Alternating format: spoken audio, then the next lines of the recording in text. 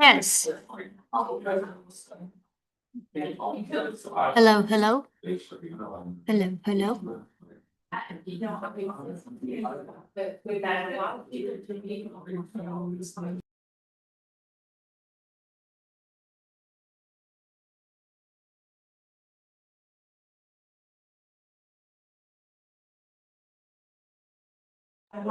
Hey, Selena, can you hear us?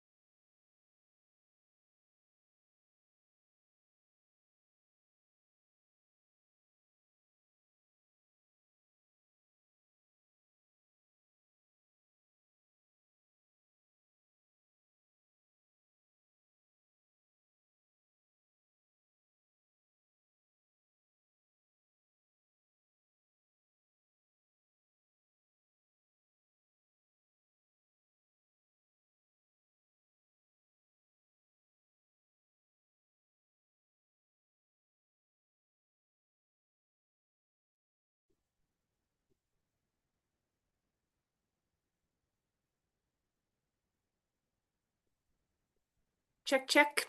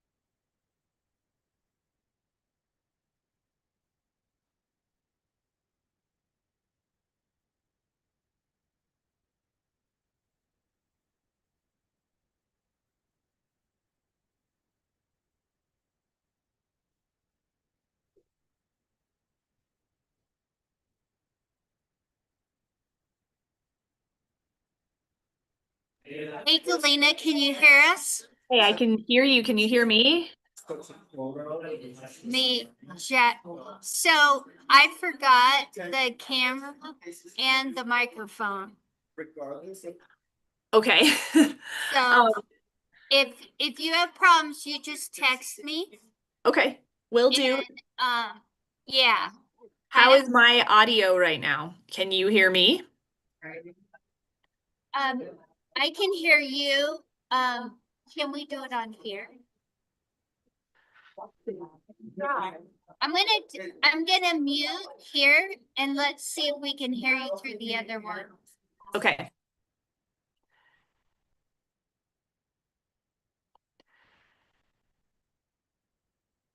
Just give me a thumbs up.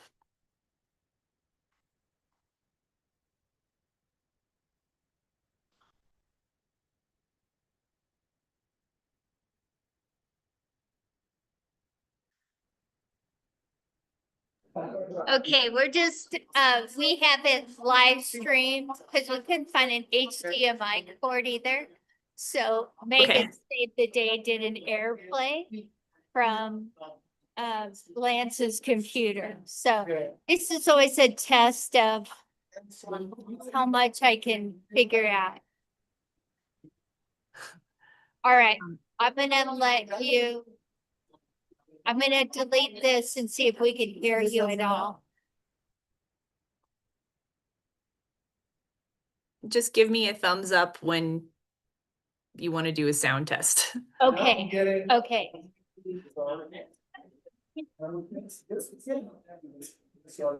It's coming there. Is it coming there? Not here. Okay, I think we're okay with doing it here.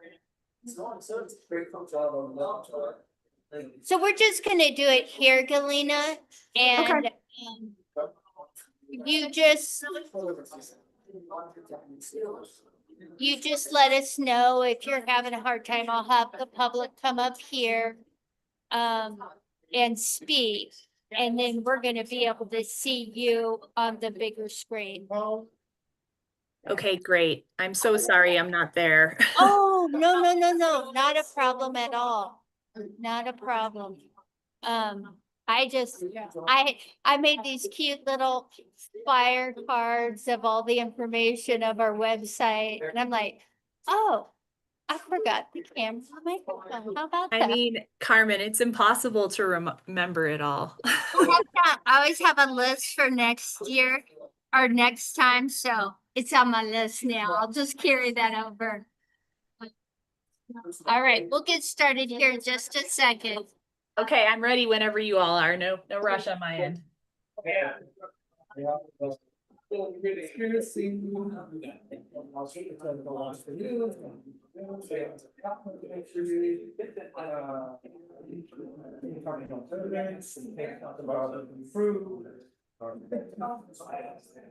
But my was perhaps a really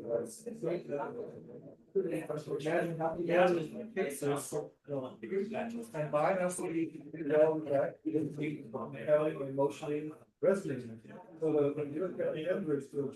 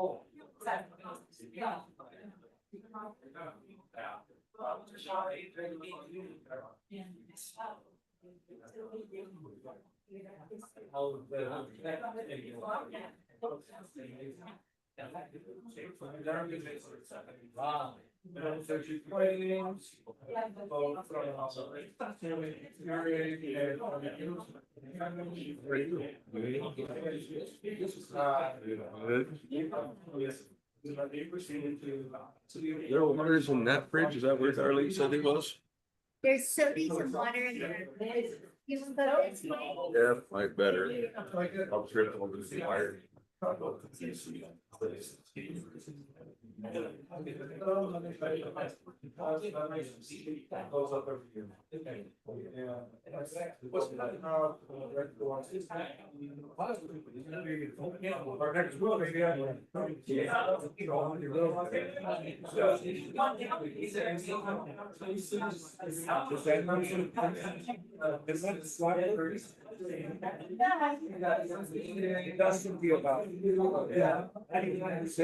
Yes. I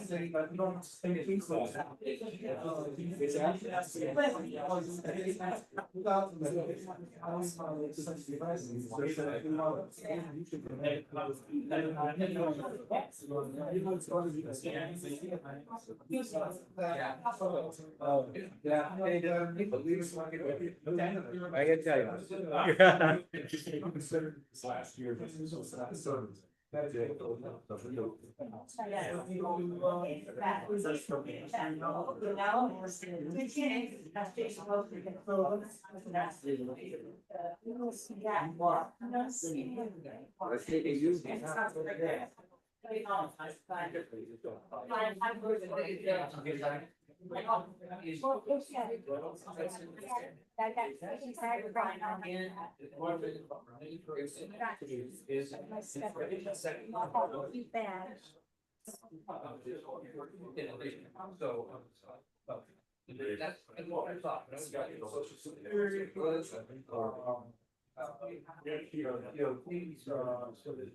Yeah, that's discretion.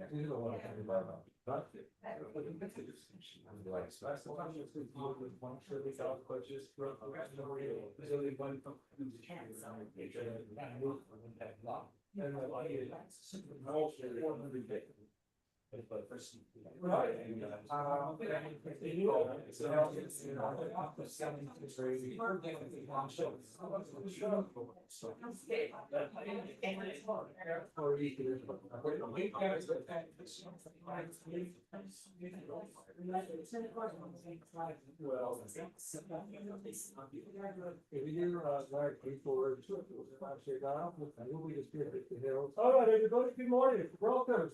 So glad we're all here together. This is a regularly scheduled meeting of the Board of County Commissioners. Here in San Miguel County, today is Wednesday, May 6th, just after 10 o'clock. And present in the room are Commissioners Waring, that's me, and Commissioner Ann Brown right here. Commissioner Gleason, unfortunately, was not able to join us. She is home with some sick children, but she is on the meeting on Zoom stream, so we can hear her. Alita, can you hear us? I can hear you. It's a little quiet, but I can hear you, and I hope you all can hear me. And I just want to say hi to everyone there. I am so sorry I couldn't make it. The germs got the best of my household last night, so I'm here, but on this little screen, and I hope the audio is okay. Thanks, Alina. We're gonna see if we can turn up your audio. Since that is our audio, Yep. as I understand, I wonder if we move it closer to the center or. You, Carmen, and Lennox turn his microphone on. Oh, okay. We're gonna do a little tech shuffle here.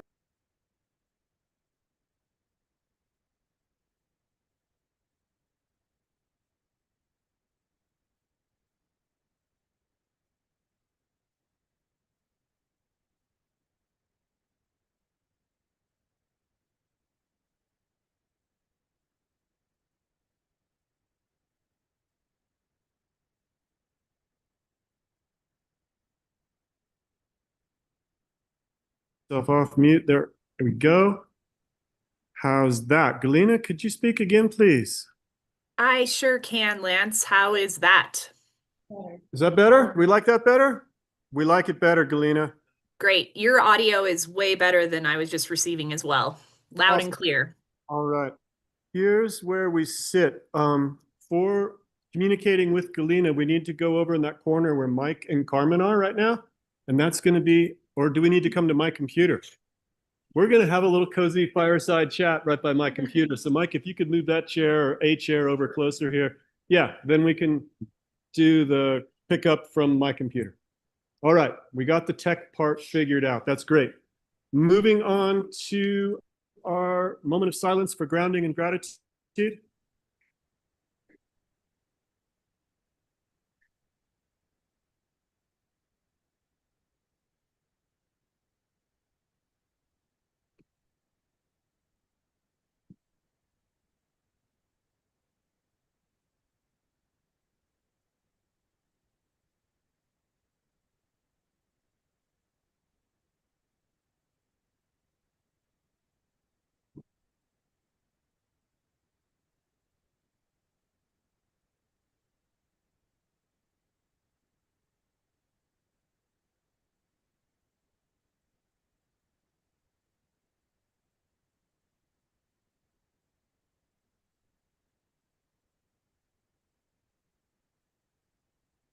Thank you, everybody. We are lucky to be here. There is something about the sound of rain on a metal roof. That is really reassuring. Might be hail. Okay, commissioners, we're moving on to item number 4, a review of our agenda. Do either of you have suggested changes or additions for today's agenda? No, sir. Galena, are None you? from me. All right, thank you very much. We'll move to public comment for items not on the agenda. I do see a hand up from Mr. Tooley, and I also see a hand up from Mr. Coker Bedford. Let's go with Mr. Tooley, Doug Tooley first, and then we'll go to Cole Coker Bedford. Good morning, Doug Tooley. Can you hear me? Yes, sir. All right. I have a question regarding the consent agenda item number 6.8, the behavioral health contract in the jail. And I am just curious as to if Commissioner Brown, in her market research career, did any behavioral health drug research or any pharma drug research, if there's a potential conflict of interest there. And secondly, I just listened to the elected 7th District Judicial District Attorney Anna Cooling's presentation to the board around the time Judge Murphy was being disciplined.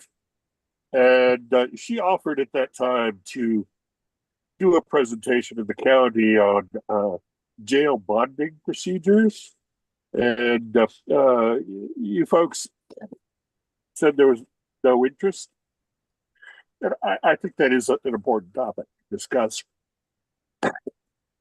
And certainly to have oh, excuse me, I may be coming down with something too, with a balanced Republican representative presenting in the county. There's that question to Commissioner Brown on a potential conflict of interest and that observation. Thank you. Thank you. Commissioner Brown, do you feel like you have any conflict of interest in voting on item 6H? I have no conflict of interest in voting on 6H. I did do some market research on over-the-counter remedies and so forth. I don't recall doing any prescription drug research and absolutely none that would be related to behavioral health. Thank you. All right, Mr. Coker Bedford. Like to come up there? Yes, sir. Why don't you come right up to this chair, and then my computer's got the tiny little microphone that can hear you, so Galena can hear you. Okay, I just want to say thank you to the county for funding the Slick Rock hydrological gauge with the USGS.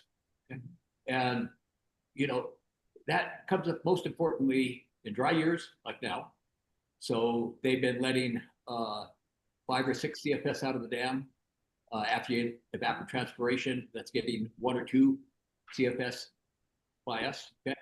And when it gets into the summertime, then I've noticed it takes about 14 cubic feet per second out of the dam to reach anything to Slick Rock. And before you were funding that, it took waiting till the Slick Rock, we realized that Slick Rock was basically dry, except, well, I've 3 times seen it go to where there's no water at all in 2/3 to 3/4 of the river length.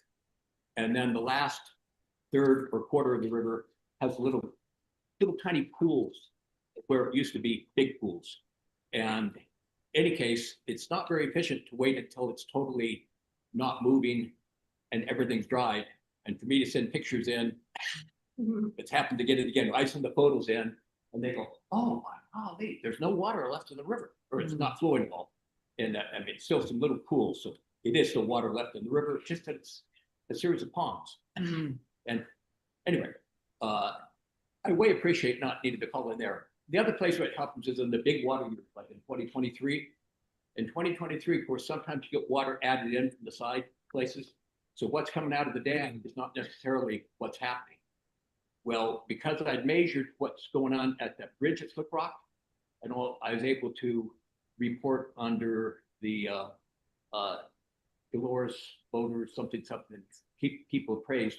You're down to only 18 inches under the bridge now, you know, that kind of thing. Great. And so, anyway, thank you. Thank you, Cole. All right. We are, Can I Yes. respond to that quickly? go ahead, Galena. Yeah, thanks for that that information, Mr. Crocker Bedford. And later today during our commissioner updates, I'm going to give an update on a recent Dolores Native Fish Monitoring and Recommendation Team meeting that I attended that, you know, plays into what Cole was just speaking to. So I'll have an update later. Great, thank you. We are on to the consent agenda, and there are, as Mr. Tooley noted, A through H. Commissioners, if you have any questions or concerns with any of those items, let's pull one and discuss it. Otherwise, I'd entertain a motion. I move to approve the consent agenda as presented. I second that. All those in favor? Aye. Aye. As well, motion carries unanimously. We're on to item number 7, which is an opportunity to listen and discuss with our Egnar residents. I noticed that there are some bullet pointed topics that we could start with, and perhaps we'll knock those out first since they're listed in front of us under item 7, and then we'll freeform it and see what is on everyone's minds. The first is a question about the mill levy owed to the fire district that was posed by Darlene. And I believe that Maura is going to discuss this and give us a little background. Maura is our county attorney, and she is on top of her game. All right, so just for a little bit of background, so there's a pretty significant sum of taxes that are owed by the former operating entity Paradox. Paradox Upstream and Paradox Midstream were the two different companies that were operating oil and gas wells out in the area. And they filed for bankruptcy in 2023. And they had owed us taxes back to 2020, but they hadn't been paying their property taxes. And so when we received that bankruptcy notice, we filed claims in that case, which would include all of the taxes owed that would be distributed to all the taxing districts, including the fire district. And that at the time, that totaled, I think, about $800,000 that they owed in taxes. And so that case proceeded through the bankruptcy, and in March 2024, it was sold. All the assets were sold to the current operator, which is Green Natural Gas. And so they took over all the assets, and the proceeds of that sale were included some cash, which was distributed to the banks that had higher priority than our tax claims. And then the remaining proceed of that sale was what's called a promissory note, which is basically someone saying, we'll pay this eventually, but we don't have the money right now. And so our claims got attached to that promissory note, which is about $7 million, and it's not due to be redeemed or paid until 2031. So the county has continued to look at how we might pursue getting some of that tax money back. We have hired and gone through 3 separate law firms of bankruptcy attorneys to try and get better and clearer answers on what our rights are, how we might get some of the money back sooner. We did work closely with Morris County on trying to recover some of the money because we have similar claims against the company. And our most recent set of bankruptcy attorneys, they also had property or had Colorado tax attorneys in-house. So that was a big help to get better clarity because our prior bankruptcy attorneys didn't always have the grasp on the interplay with Colorado tax law because the bankruptcy case actually happened in Texas. So we looked at, could we file amended claims? Could we file some motions to try and get some of the money now? Because for us holding these tax liens, we're supposed to have like highest priority amongst all the creditors. But for some reason or another, that didn't happen. We weren't paid out in the order we should have been when the sale happened. So we explored multiple different options of how we might get some of the money sooner. Our attorneys reached out to the bank that holds, it's really complicated bankruptcy law, but that holds the priority liens, and they had a very negative outlook on the situation. To their knowledge, the new operator hadn't really even been operating for some time and doesn't currently have any funding to reopen the well sites. And they're not sure that the buyer is even going to survive until 2031 to pay that promissory note. So that was a little bit of a bleak outcome, and our attorneys advised us that it probably wasn't worth the county spending more money to try and actively pursue any effort to get the money sooner. So that doesn't mean our claims aren't still active. So we still have the claims for all the money owed. We have amended those to include interest that's accrued on all those taxes. But the likelihood of getting any money earlier than that promissory note payout is, they said, very slim. So it wasn't worth trying to file any motion to try and get that money. So I presented that to our commissioners, I think back in March. And so commissioners decided we're not going to file anything new, but we're still maintaining those active claims and paying attention to it. And if any money does come in on that promissory note, we'll get some of that, a portion of that. But our attorneys in the bank advise that they don't expect a full payout. That it would probably only be a percentage of what's owed, 50 to 60%. So that's the update. I don't know if you want to add anything. I'll add just in layman's terms, I've been following this Greek tragedy for several years now, and we are pissed off. We feel like we were unlucky in our first tax advisors. We figured that out. It took us a while because we're not the experts in the field, and they said they were. And then we got a second set and they were marginally better. And we finally got the most qualified set of lawyers. And by the time we actually got the answer Maura gave, which is you're pretty much sunk, we realized that this is just how the system works, and that bankruptcy is a really clever way to get out of paying all your obligations, including your obligations to the government. So we continue to fight. We're mad as hornets, but we don't seem to have much traction. And I hope that's a clear answer, Darlene. If you've got another question, come on up so Galina can hear you, please. Yeah. The new owners, are they paying their taxes? No. Thank you. So there is, yeah. So there is a possibility that the new owners will also file bankruptcy, and we are now on high alert that if that happens, we will take all the actions we need to right away. So we don't get in a similar situation with the new owners in their bankruptcy. We will assert our claims at every possible opportunity and make sure we're getting at the top of the list to be paid as we should have been in the Paradox bankruptcy. I think we learned a lot because when I started in 2019, Paradox was already deficient. You know, they requested to be put on a payment plan. So we put them on the payment plan, started missing payments. We were calling them and met with them. Oh, here's our, you know, we didn't get paid by these producers or suppliers of helium and other natural gas. And can you just give us a little bit longer? So we're going to need a partial payment.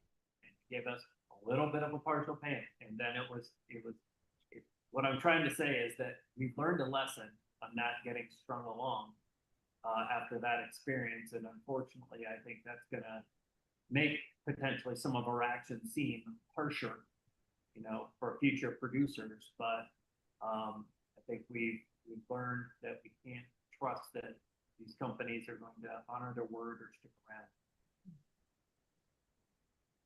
All right, that was our first question from Darlene. The second one is concerns with the water deck. And Darlene, why don't you come back up and speak your piece? Just stay a while. And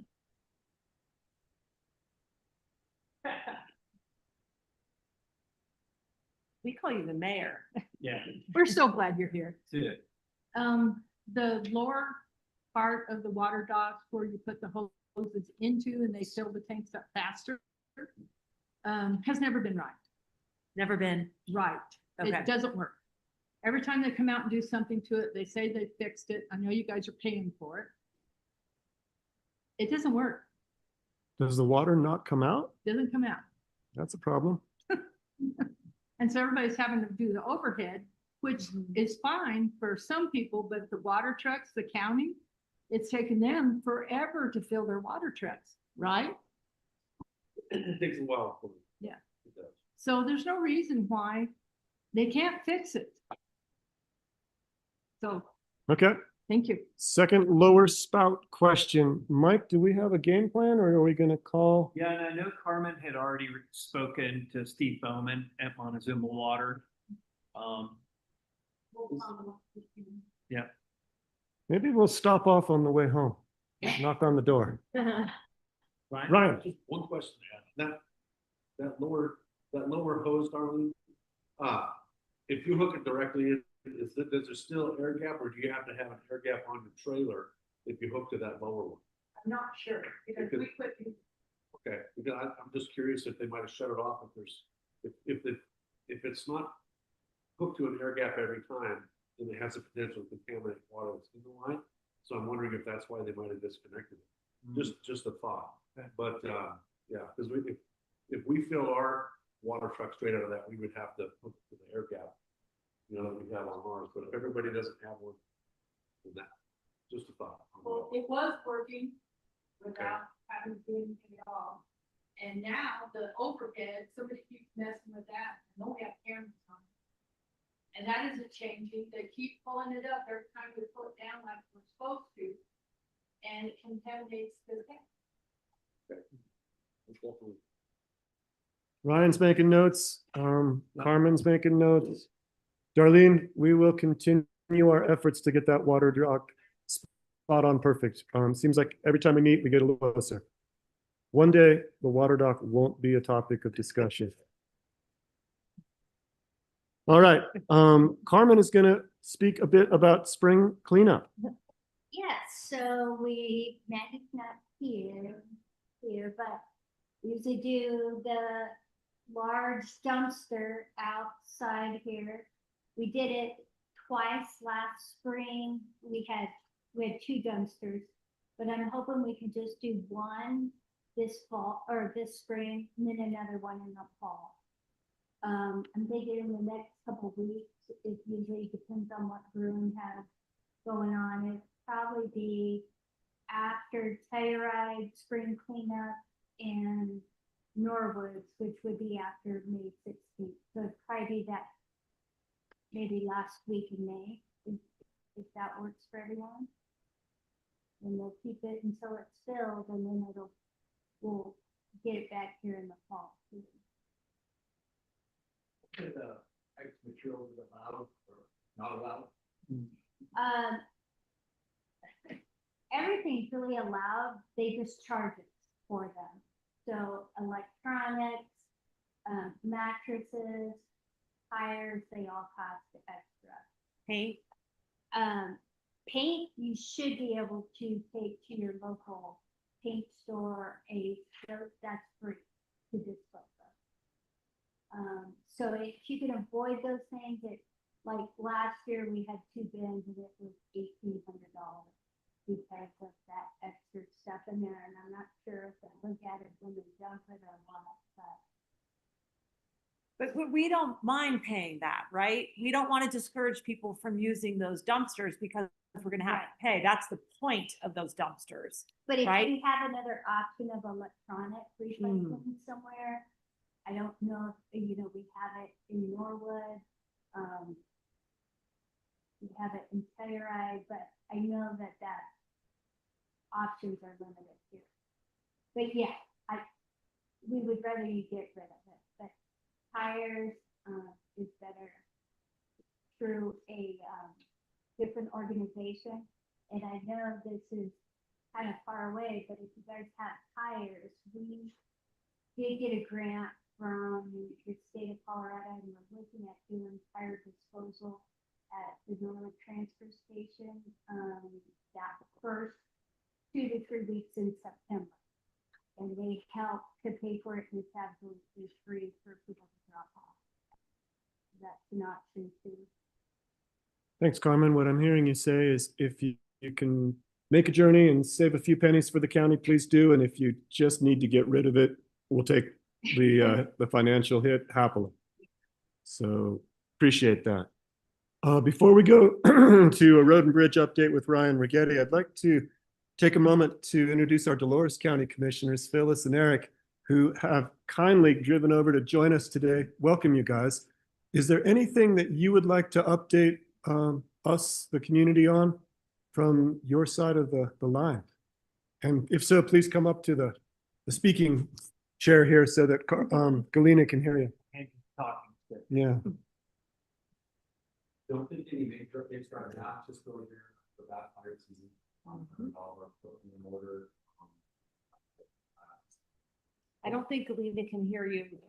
I'm I can- sorry, I can't. Okay. I see her doing that. I can summarize, Galena, but Eric's going to come and say it again. Yeah, just the main thing right now, gearing up for that fire season, working with Road and Bridge to get all of our equipment in order for mutual aid, working with jurisdictions for that. Hopefully we don't have a year like last year and Dolores County doesn't burn. So, well, other than that, Phyllis. you have Just anything? that you could repeat the send with the oil and gas, with that taxes. Through all that. That was a failed endeavor. Yeah. Same company or different? Same. Yeah. We're sorry. Oh, I will mention, Eric and Phyllis, that one of the things that we have managed to pull off as a county is to acquire some, I believe they're 20,000 gallon, 21,000 gallon used and cleaned fracking tanks. And by working with our EMS and our road and bridge and our fire departments, and the Forest Service for that matter, we've managed to strategically locate those in a few key areas, and we're just crossing our fingers we guessed right as to where to put them. But the hope is that we could use that water to knock down a small fire before it became a big one and save a little time. And I don't know what the black market is on used fracking tanks, but it was $8,000 per, according to Mike, who knows, and it felt like it was money well spent. So that's an option that we explored and decided it was worth kind of playing poker with. yeah. Yeah. All right, Ryan Rigetti, why don't you come up and take the chair? And I imagine that there'll be some questions and some comment after you give your update, and you'll probably have answers. The runner getting road bridge. Just some updates for the Egnar area, and I was gonna go into that a little bit more too. And then I had a question for Dolores County after I finish. So yeah, this year our summer projects, we're gonna be doing, research to, do our S8. So the guys have already come out, done the crack seal, and we guys continue to work that we've been doing. We started last year with doing some scoop patches, and we're gonna do some more. We removed the cattle guard and replaced it in another section for Mr. Heaton. And help out his cows having problems with the cattle guard. That area, so that's 2 miles of stretch there, it's gonna have a new surface on it. We're gonna start moving rock in pretty soon, so you might see some rock. We're gonna find a location out there to store the chip rock. And you guys will see that. If you see somebody over there digging it, you give us a call. Otherwise, that's what, if you see the activity, that's what will be going on. We finished up the dust control for the west end this year, and we did those 2 sections over there on F4 again, that we had started doing over on the hills. And so we're continuing that. Gravel projects, F4 is going to receive some things out of this summer as well. And then we're still looking at options and looking for time to address that soft section of them. And that portion where it gets soft, we have to dig it out and create quite a bit of road and rebuild the bottom to stabilize it. Okay. So that's still coming. If there's anything that you guys see or any questions that you have, feel free to reach out to us and talk to us. We've been working with our planning department. I'm just trying to get more information and our building department out here for development, as far as permits that are required in the county, and also the other requirements. We don't require permits, but the standards are still there, but we just don't monitor. So there's going to be new information for you guys, to be able to get off the website. For if anybody is developing or building any property or any vacant lots out here, for looking for addresses or anything, that information will be available. We still have a full crew, Jesse and Jared Hickok. We're still out here, so that's good. I know in the past we've always, like every time we have a meeting, it's we're introducing a new employee, but we have the same guys that are now continuing, and so they're learning more about the area. Hopefully they're get the chance to meet you guys. If you guys ever want to stop by and see your trucks out there, so you can stop in and say hi and introduce yourselves. As far as the fire, so we purchased 8. We had purchased in the past. We purchased 3 tanks. This was several years ago, and we used them more for water. When we lose water in the river, when we lose water, our ability to be able to grade sections of road back. So we get lots of tanks to store material so that we can use it for road. This year we were looking at adding a couple more, and we're just during a conversation with the fire department, with the sheriff's department, that what can we do as far as some of these areas. We really just need some pre-planning for for help out there for the fire department and for the first responders that are going out there. And I told them that we had lots of tanks to store water in 21,000 gallon storage. And so we had placed one out here in Egnar at our facility out here in Egnar. We bought 8 of them this year. And so there's one in Egnar, we put one in the basin. And then between Telluride and Norwood area, there's going to be some scattered around the basins out there. And so that that tank will be full. It'll be available for Egnar Fire, or anybody that's coming in, the Bureau of Home Management, or anybody else responding to be available. We're gonna keep that full, so it's just intended to be a closer resource. If it's there, once they're full, we can't bring them away. So the other ones that we're gonna have spread out, we'll fill them up in the fall. We can use that water to use the road for the full tank and sort of. But that's the idea. We've been working with the fire department to make sure that there's going to be one of the valves that they could just hook their hardline suction hose up to it, open it up, and they'll find their pump, and they can start pumping directly at it pretty quickly. It'll be a 2.5 inch national hose standard fitting on there, so any fire engine will be able to hook up to it. So that's what we've been doing. We work with both Taylor Fire and Wood Fire and getting some cities for that. So, and then for Dolores County, so they did another update that, you know, for this area for you guys, but also it's going to benefit us, was they opened up the old Efforts pit. And so they finally got that in operation this summer. And so the way that proves with BLM, that we can also partner with Dolores County crush material too. So that helps us out. And so that, you know, that's just an added benefit for out here, another gravel resource for us, a little bit closer. So we appreciate that. And something else that we just purchased crusher too, so. Okay. It's a match for the quarter pound. Nice, okay. Nice, well, that's good. You know, probably that for sure. And then, I guess for another one from Dolores County, where you guys are here, we've been working with Montrose County, Gunnison, Uray, and Delta County. I think Mesa might be in there as well, but it's for mutual aid agreements. And I know Maura, Shannon said something to you guys.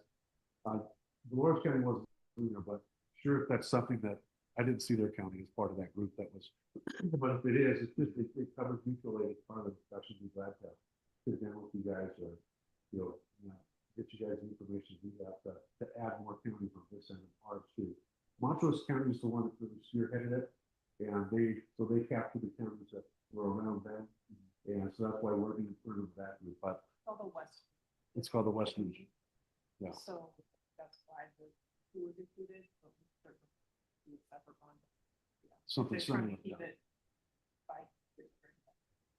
Okay. Yeah, if it's something we could do with Dolores County and our neighbors, we'd be definitely willing to do that. Brian, just for clarity, maybe everyone knows this, mutual aid means that if there's something bad happening next door, that you go help your neighbors. And we have been doing that for years, but this is just a formalized agreement so that everybody's clear on what they can expect and what's possible. And a lot of it, on the federal side, state side, there's always evolving rules and changes, and so a lot of it's going to be to help with cost recovery. So if we do go and you know, your resources are over here helping with the fire, you know, or we're down there, it's going to be recovering costs in the incident as well. So that's where a big part of it is going to be, and you know, putting that in place, because otherwise our mutual aid agreement that we've had forever still stands. But the way that it really works now is that if we go down and help you guys, we incur the cost. For the first operable. For the first operable period, yeah. And without that, and without another agreement, it's hard for us to recover costs beyond that period. Yeah. So this just crossing some T's and dots some. That's a great idea. Guys, Montezuma as well. The Southwest, reaching out as the West Region counties for 5 and something for Southwest. Okay. Yeah. Who would you bring in to that? Just the 3 counties, or would you also grab La Plata or Archuleta? Just Montezuma and Yeah, I'll just Dolores. honestly, Montezuma. Yeah. So the 3 counties. Yeah. Yeah. That's Cool. something we might discuss at our meeting. Let's Yeah, do that. I was going to mention that because I think this might be interesting to the Egnar folks. The 5 counties in Southwest Colorado have started meeting 2 or 3 times a year, I would say. So that is starting with Archuleta, La Plata, Montezuma, Dolores, San Miguel. And we've had some really interesting conversations, just kind of sharing what's happening in our region, sharing mutual concerns. And it's been a really effective way for us to communicate together with our elected officials. So we've had, I can't remember who's actually been present, but Larry Donsukla has been involved, as well as Cleve Simpson. And then we've had the senator's offices as well as Representative Hurd's office represented. So it's been a really wonderful sort of collaboration. We learned so much from one another. And anyway, we're looking forward to the next one in Dolores County on May 18th. Yeah, thank you for hosting. Oh, yeah. Does anybody have questions for Ryan?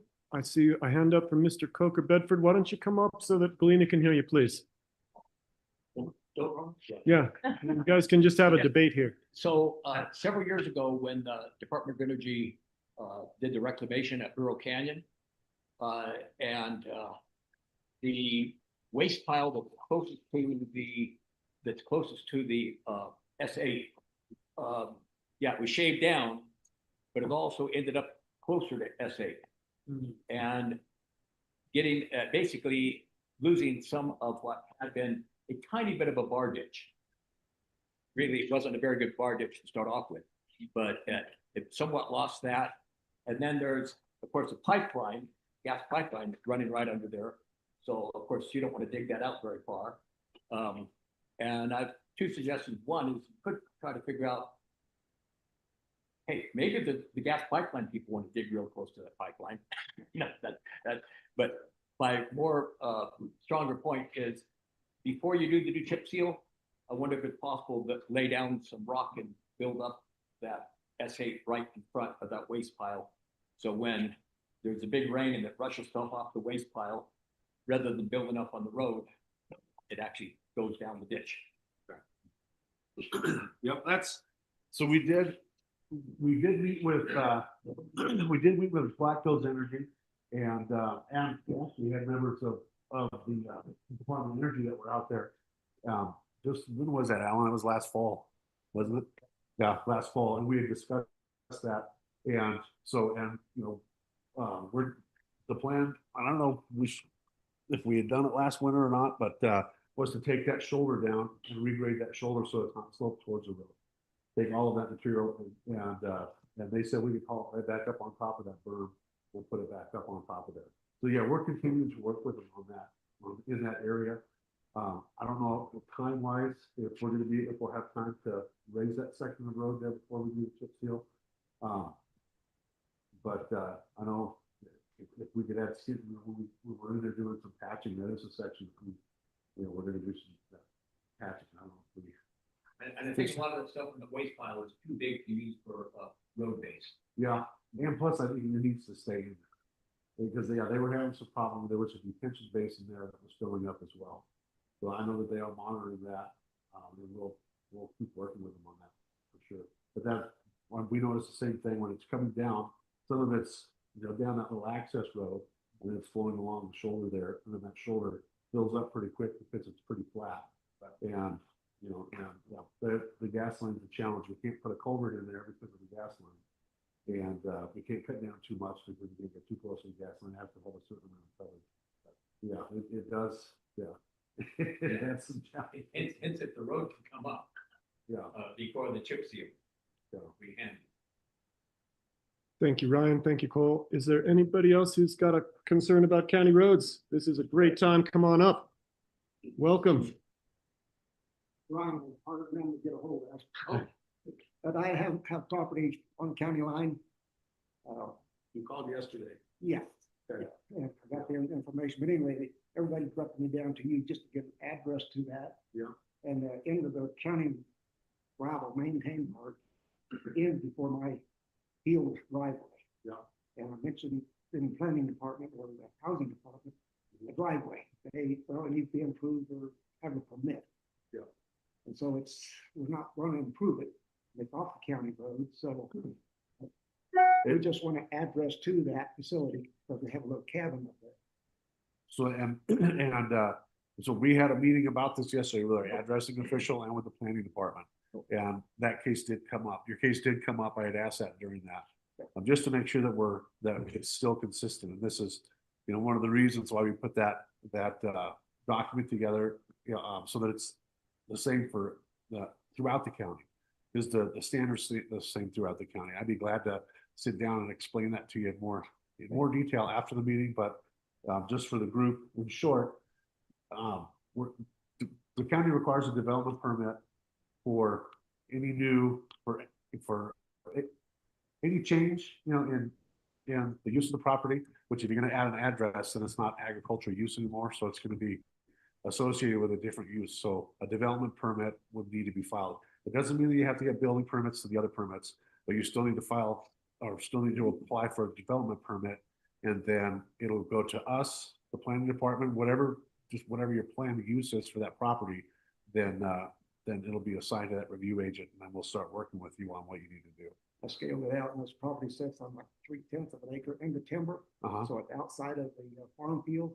uh-huh, So it's not even residence. It's just a weekend getaway. yeah, The rest of it would be agricultural, but there's access to that one. And then in order to get that registered through the DMV, I had to have an address for it. So okay. the point of access would be the address. So you're gonna use that for the DMV? Yes. In fact, I tried to send this to Let's, actually my lip ordinance and. Ryan, let's do this. Let's have you guys. Yeah, we'll be, work this I'll out try to do together. that. Yeah, 'Cause look at it that. sounds like it's getting right down into the Yeah. nitty gritty. But I think Ryan's heard you. It sounds like he's already kind of understood what needs to happen from our side, and he just has to shuffle through that stack of documents and figure out which ones we have to fill out and who they have to get to. But it sounds like there's a path forward. Can you stay for lunch? Because I bet you guys Yeah. could chat about Yeah. that. We'll talk right up. About that. This was a chance to introduce. Yeah, myself. There you go. excellent. So Perfect. it's been a process 2 weeks in there and I still haven't got where we need to be. All right. Anyway, next time. I think that it's this time, and we can do this at lunchtime. Ryan's going to be here, correct? I'll be here. All right. That's the first lunch contact we're going to make. Okay. I've been planning fun time for everybody, but that's okay. Okay. Aw. Thank you. Any other county road concerns for Ryan? If not, I did notice that Derek Padilla, the BLM district manager for the Tres Rios field office, is with us. Hi, Derek. Welcome.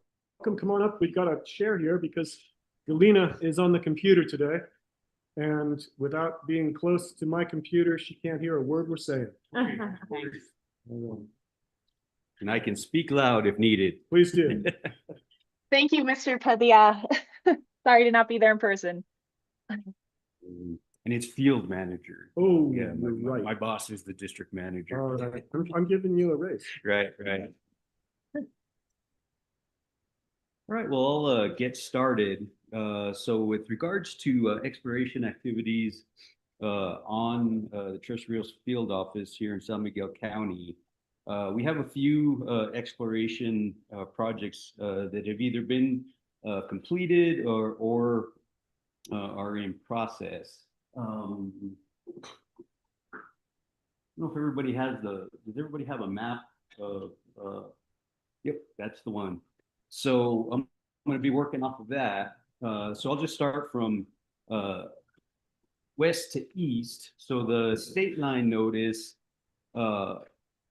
was a company called Phoenix. They drilled and then plug and abandoned 8 of the 36 holes that were associated with 4 pads from, let's see, August of 2025 through July of 2026. They're pretty much done out there with their activities.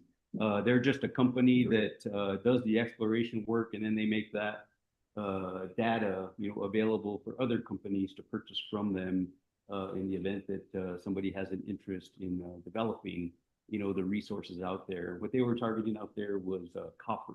That's what they were looking for. So that's that one. Bless you. As we make our way back east, there's the Ranahan potash prospecting permit exploration that's being reviewed right now. That's a new one. And what they're looking for there is, like I said, potash. There are several sites, along that Slick Rock area that they're looking at to drill prospecting holes, to determine whether or not there's economically viable potash reserves, available to commercially develop. So, like I said, we've just begun that review, and that will occur, over the next couple of years as far as their exploration. And it would be probably 5-10 years before that would actually get developed if they do find economically viable reserves of potash there in that area. Yeah. Isn't the potash exploration several years ago? Weren't that related to this one? I can't remember. You know, I don't know. I wasn't aware of that, and I was I think it was to the west of where the existing one is. okay, Too many years, right. too little mine.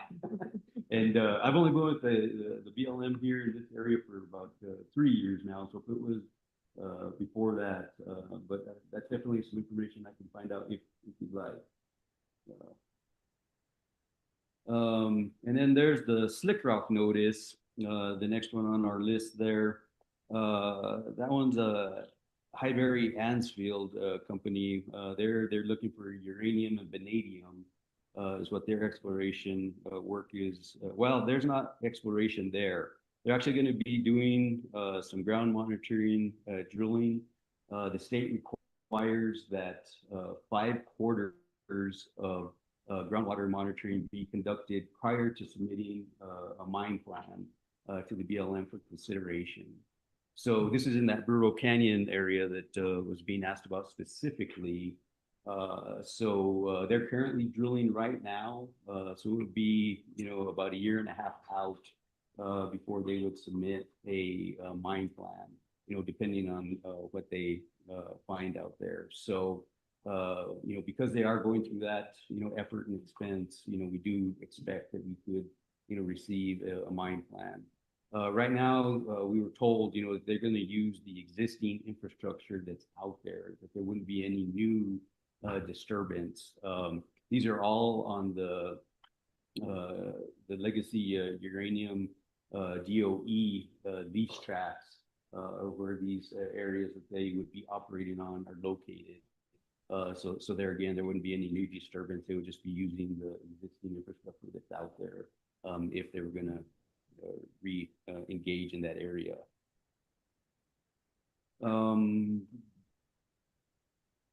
The Sunday Mine area, right now it's non-operational. They're not doing any mining. They've been on standby. It's been on standby since about September of 2025.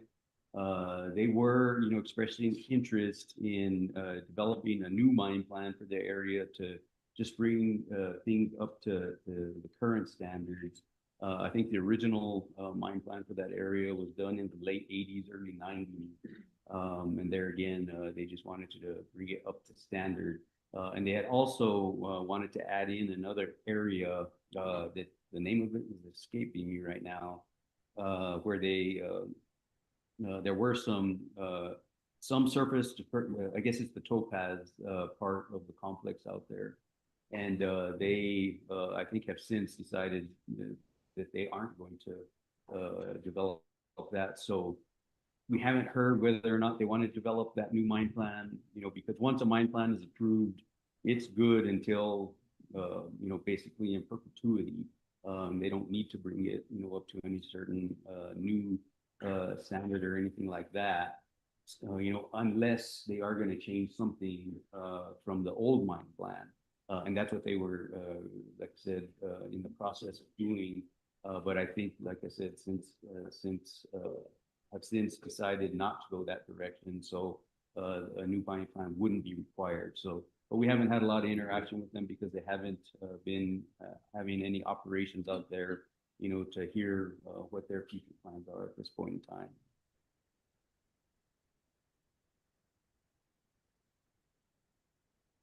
And then the Dry Creek Quarry, the Klondike Pit, and the Disappointment Pit. 2 of those are gravel pits for the counties. Disappointment Pit is actually in San Miguel County, but it's subleased to Dolores County for their needs. And then the Klondike Pit is a gravel pit for the San Miguel County. And then the Dry Creek Pit is the TGH Stone, who has that one. And all of those were active last year, and we expect them to continue to remain active. And then the last one is the North-South notice. That was a company called Aragrit. And again, they were looking for uranium and vanadium. Their claims at this point are expired, and we don't anticipate that we're going to be conducting any activities there at this time. This same company has become more active over to the north of us, over outside of Montrose, and have expressed interest of re-engaging down here again, but we haven't been contacted by them directly yet. These are just conversations that they had with the Uncompahgre field office folks that they were interested in re-engaging back down here, but as of yet, there again, we have not heard from them. So that's all the Question. yes. Project, you said their claims are expired. Can you tell me more about that? That, I should have asked Bridget exactly what that meant. Is it their claims or their permit? That's a good question, and that I guess I do not know. What ARGRIT does is they redevelop and utilize mine tailings, to extract any remaining material that's still there. Technology has progressed significantly since then. So I'm not exactly sure what the expired permit phrase there pertains to. I'll ask. That's okay. Our I think geologist. what the bottom line is they're kind of dormant right now too, this Correct. particular operation. At this point in time, yes, like I said, we've just heard through the grapevine that they, do want to engage down here, that they feel that the material down here is of higher quality than another place that was even further north than Montrose that they were looking at. Okay. Thank you. All right. Does anybody have any questions on the mining? No. Then the only other thing I was going to share with the commission today was that last time we talked, I mentioned that our BLM fire resources were transitioning over to the Wildland Fire Service, but that there weren't going to be any major changes this year. Well, that has changed, and basically there is some pretty significant changes happening with more the administrative and leadership side. We're all going to have all the same resources. They still stationed there in Dolores. We're fully staffed, so from that aspect there shouldn't be any difference. Where we will see a difference, though, is that many of the authorities that were assigned to the local agency administrator, are being transitioned over to the Wildland Fire Service unit fire chief. We don't have a unit fire chief selected at this point in time. That job, actually, I'll be participating on a selection panel here in the next couple of weeks in order to fill that position permanently. For wildland fire incidents, I will continue, to be a local contact, and we'll work with the Wildland Fire Service because they don't have all the relationships that the local agency administrators have. So that will continue to happen.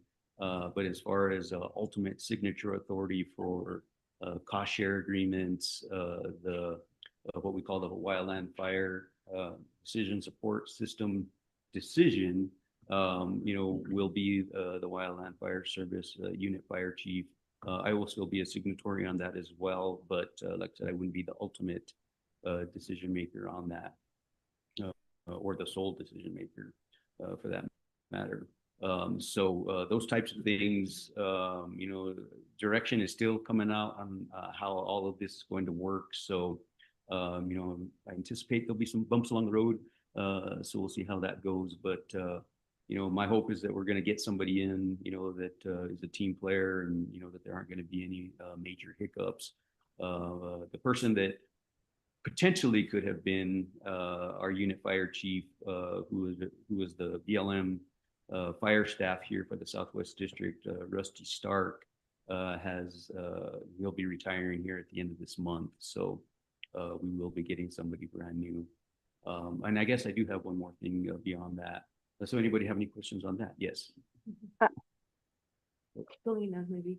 I am I am curious where that wildland fire unit is located geographically. Are they still within striking distance, or how does that work logistically within our jurisdiction?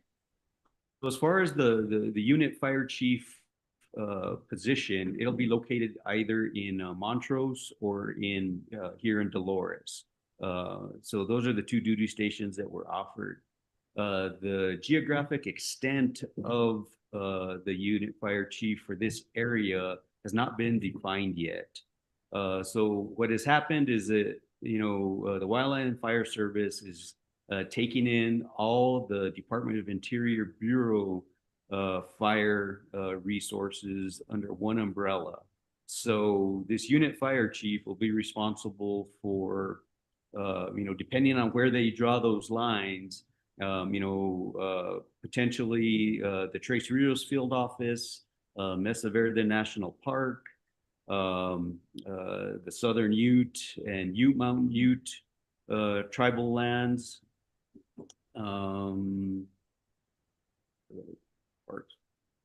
probably those would probably, that's currently the area now that fits within the Southwest District, the Durango dispatch area, and the Montrose dispatch area as well. I guess up there in the Montrose area, there would be, Browns Canyon, all the national park lands up there as well.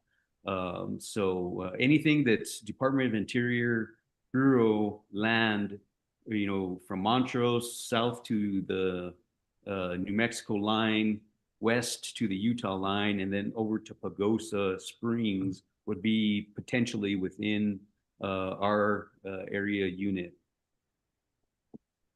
And is this a consolidation of positions, or is it just kind of a movement of positions? I.e., is this eliminating positions within that whole area, or is it just a shift within department? It's hard to say. Right now, we haven't seen an elimination of any positions yet. They've been able to find, just because of, natural hirings and retirements and things like that, a spot for everybody to this point. So it's definitely a realignment of the organizational structure. But as far as a reduction in positions, I do not see that yet. Okay. Commissioner Brown, you had a question? I do have a question. Given the fact, of mutual aid, if you will, I'm just wondering if we need new contracts or agreements, if now the wildfire service is going to be managing wildfire fighting rather than the individual agencies. So we were told no. That the existing agreements, they feel, fit within the authorities of the Wildland Fire Service, so that at least for this year, that a new operating plan, for each of the different counties wouldn't be necessary, that the state overarching memorandum of understanding, fits there again, within the authorities that have been given to the Wildland Fire Service, so that they, are able to operate under that. But for 2027, that may change. Thank you. Mm-hmm. Other question? Yes, sir. Historically, the BLM fire crews, when they were not active in fire, they do things like herbicides, killing cameras, and things like that. Is that all going to be lost then if everybody stuck in? Perception is that all the wildland firefighters of the BLM are going to shift over to this new agency. Correct. And they've already shifted over to this new agency. So did you just lose as a land manager yourself? Did you just lose a lot of opportunities during when there's fire not burning to actually get some work on the ground done? That's another aspect of things that remains to be seen. We are not sure on how all that's going to play out. This transition becomes official actually on May 17th. So to this point, we were getting our prescribed fire burning done, we were getting our fuel mitigation work, done.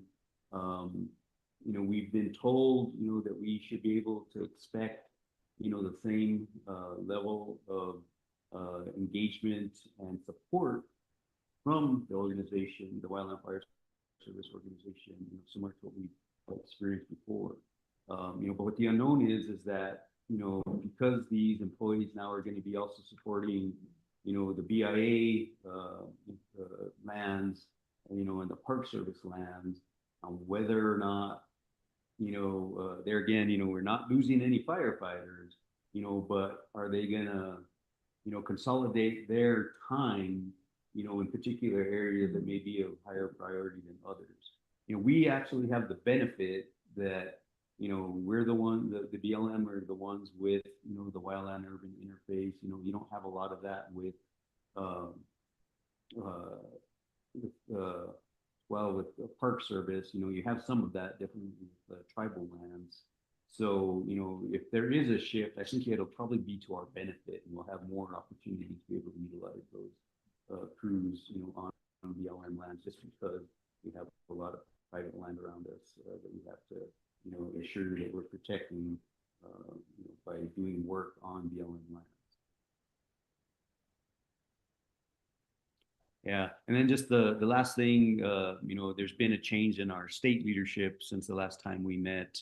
Our state director, Doug Vilsack, as well as our deputy state director, Brian St. George, have left the agency.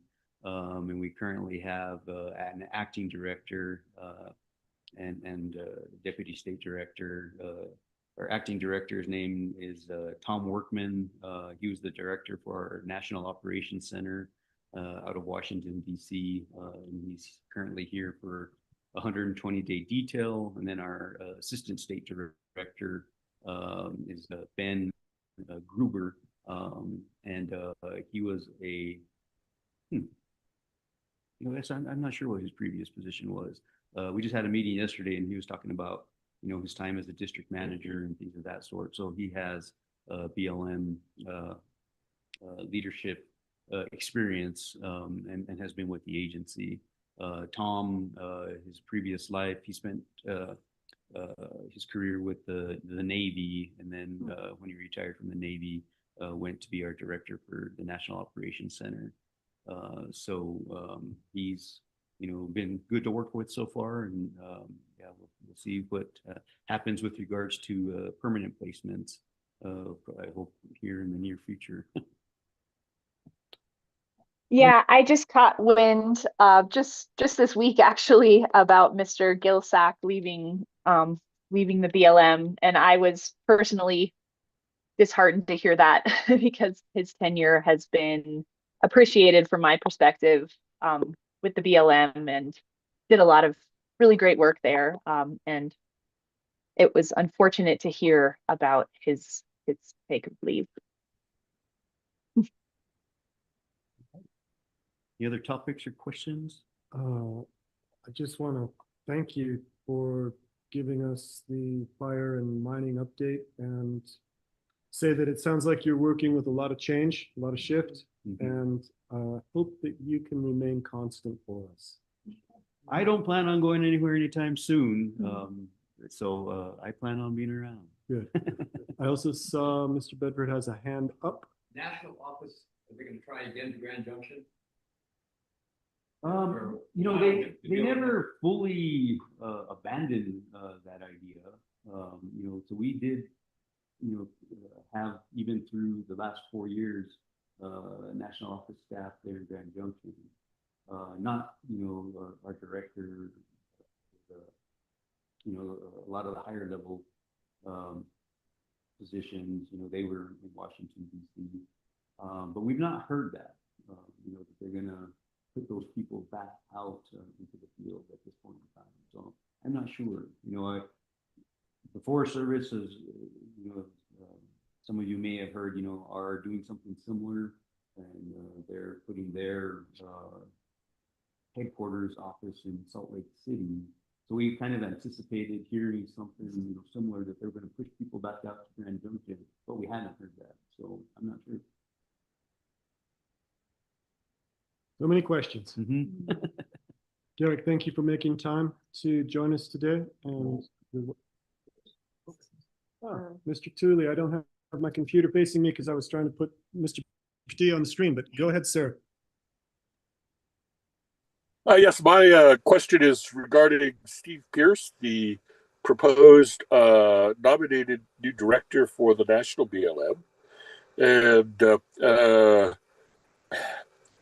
just trying to follow it, it looks like he's getting stalled a little bit with some bipartisan opposition, but it's not really clear. I don't know if there's anything that you'd be comfortable talking about as being internal to the BLM. If there's a employee organization that's taken a position or has perspectives on Mr. Pierce's nomination. Thank you. No, I actually know about as much as you do. You know, that there was one hearing, you know, regarding his nomination, and as you described, you know, there was some you know, concern with his previous you know, I think congressional type stances and things of that sort. So we've not heard anything since then, and I'm not aware of any employee associations that have taken any kind of stance. Thank you. Any other questions for Mr. Padilla? Well, we've got him. All right.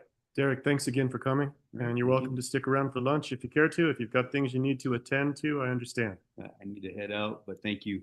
All right. All right. Appreciate the time. All right, commissioners. Thank you. Our next item scheduled is at 11:30, which is a public hearing, and I'd like to hold to that time, just in case anyone would care to comment. However, I noticed that we have an opportunity to recognize Jesse Sutherland for 5 years of employment with Road and Bridge, and Mr. Sutherland is here. And let's just celebrate him for a second. This guy has been putting in time and energy, and he doesn't want to talk, but we're going to make him talk just a moment. Hi, I'm Jesse. Nice to see you guys. Been out here for about 2 years now. The rest of the time I spent up in Telluride. Probably look a little different. I had a beard down back here a few weeks ago. So I'm not a new guy. I just look a little different. Nice to see you guys. What caused the beard decision? What's that? Why did you choose to lose the beard? I got tired of doing my hair every morning. There. Plus, spring is coming, so it's going to be hot. Yeah. Uppercut. Yeah. I think Alan wanted to say some words as well. I just want to say thanks, Jesse. You always you answer your phone when I call. You never shy away from anything. You do anything I ask to do, and I just want to say thank you. I appreciate it. It never happened. Ryan, do you have anything to add? Yeah, oh, just that, you know, worked with Jesse now 5 years, starting out on the east end, and, you know, he's, you know, worked his way over this end, the west end of the county. He's done a great job for us. He's a hard worker. You know, like I said, I encourage you guys to come in and meet him and talk to him. He's got family in the area here too, so he's, you know, and he's doing a good job for us, and we appreciate it. Thanks. You know, he's learning a lot. Commissioner Brown. I always have to have something to say. And what I want to say is I chatted with Jesse a little bit before the meeting, and he told me that he loves his job. And that is the kind of thing every commissioner and road supervisor or manager wants to hear, because he does a terrific job and he wants to stick around. So we are really thrilled to hear that you're going for another 5, Jesse. Yeah. Thank you very much. Here to you guys running off. Appreciate it. As we all probably have noticed, this crew has an impossible job because there are more miles of county road than it's humanly possible to keep perfect. And they are not underfunded, but they're certainly not overfunded. So they receive calls, emails, letters, requests for help. And at the same time, they're trying to maintain and improve and add new, and it's an uphill battle. It's a big rock, it's a really big hill, and they keep showing up. So for just a moment, instead of us bitching at them, which we're really good at, let's say thank you and give them a round of applause.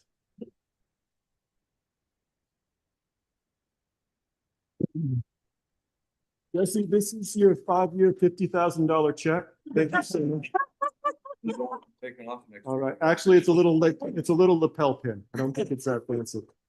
Thank you so much for your service. Thank you for sticking with us, and we look forward to more time with you. All right. And you're welcome to stay for lunch as well, unless you need to run. Yeah, we gotta get a photo too. Oh, Should we're we do gonna, that at lunch? Should we do that at you want to lunch? stick around, or do you want to get, okay, in that case, we'll get to the photo in a second. Commissioners, we still Oh, I have. like that one. All right. We still have 10 minutes, and I propose that we go to item 12 on our agenda, which is manager matters. Mr. Bordonia is with us. I know he's been out of town for a little bit with family, but is back in the saddle. Welcome, Mike. How are you? I'm awesome. How are you? Same. Glad to be back. Last week I got to attend University of Michigan graduation for a young man who graduated high school at Telluride. Got to see him across the states there, and check in on 80 parents in their mid-80s, which is always a joy. Jared, our deputy county manager, is at the DOLA grant hearings. He's he was a governor's appointee for those energy and mineral impact fund grants. So our friends in Dolores, whenever you're applying for one of those, feel free to call us, spend our ear, make sure that at least one of those reviewers knows all about the projects that you're trying to get funding for. I know that there is an SMRHA, the Regional Housing Authority meeting on Monday. Unfortunately, I don't think there's a whole lot to report there.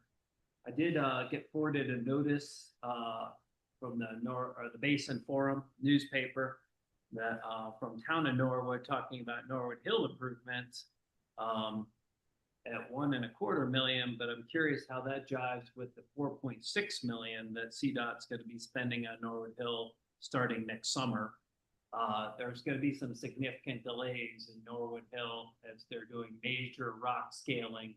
They're going to peel it all back, relay all that metal netting, and create better catchment, because if you travel Norwood Hill, you know that you can always expect a baby head sized rock or 10 of them in your lane at some point. So we know that a significant amount of our community has to commute on the hill every day.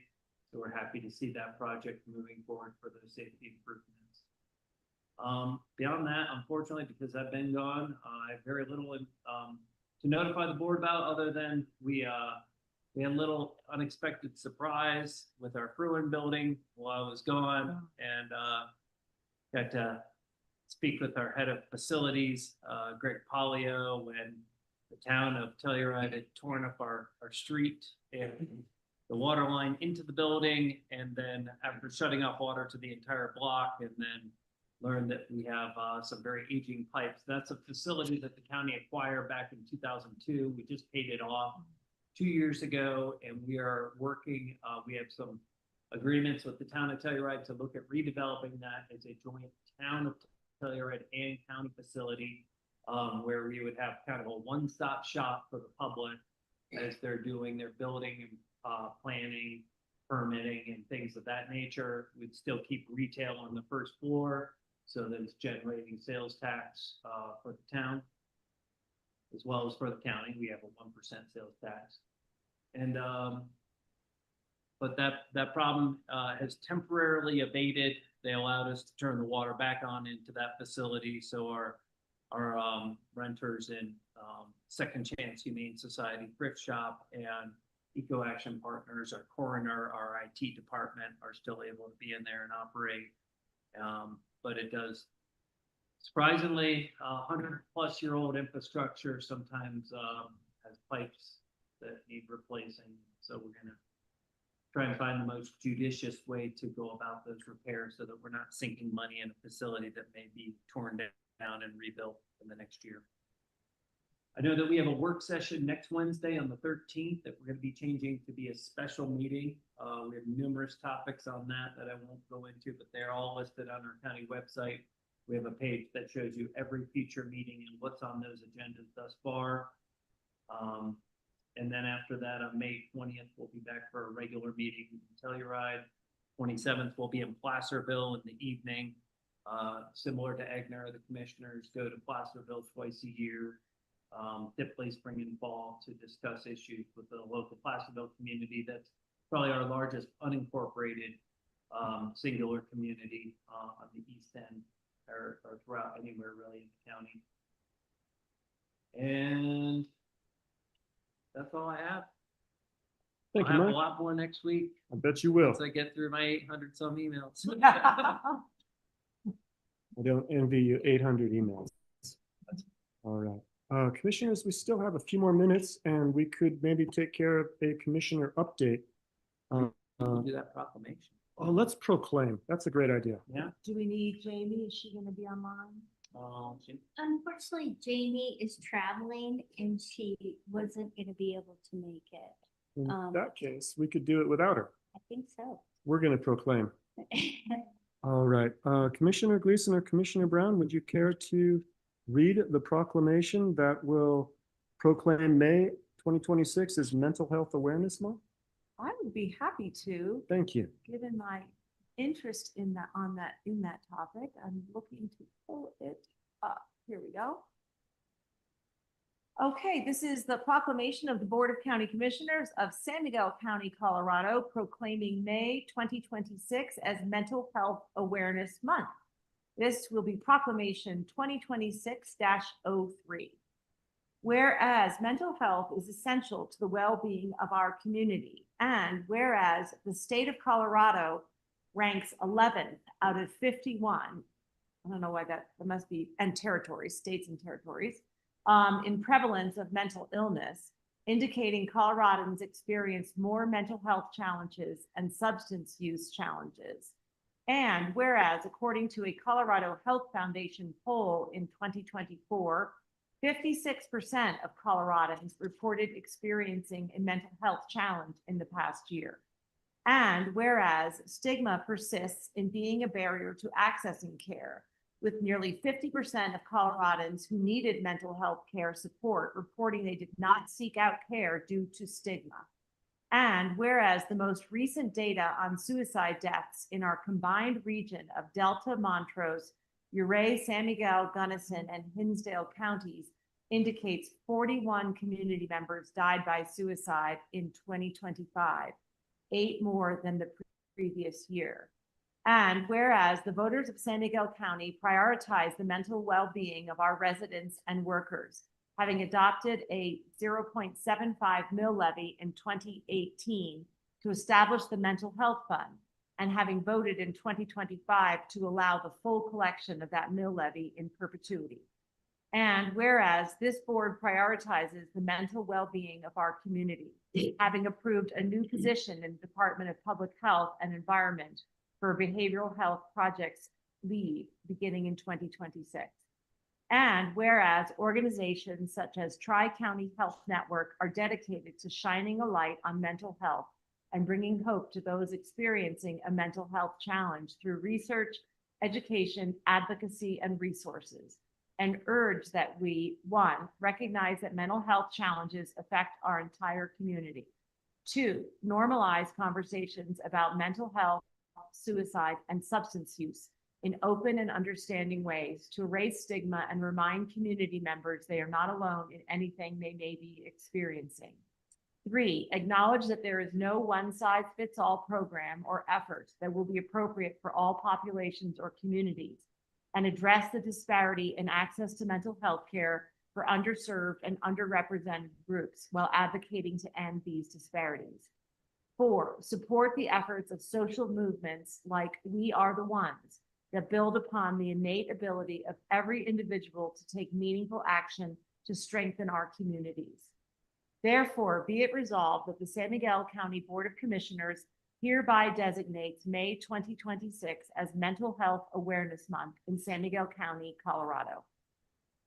Thank you, Commissioner. Can I get a motion to approve the proclamation? I move to approve the proclamation that There's- Commissioner Brown just so eloquently read.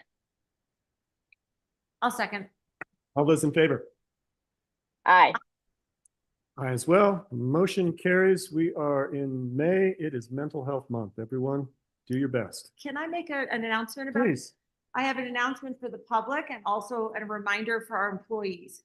As we mentioned in the proclamation, the county has a dedicated 0.75 mill levy annually or collected annually through our property taxes that was passed in 2028.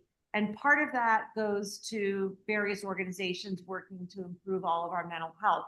But a good portion of that also goes into a fund that is available for anyone who lives or works in San Miguel County to get 6 free sessions of counseling.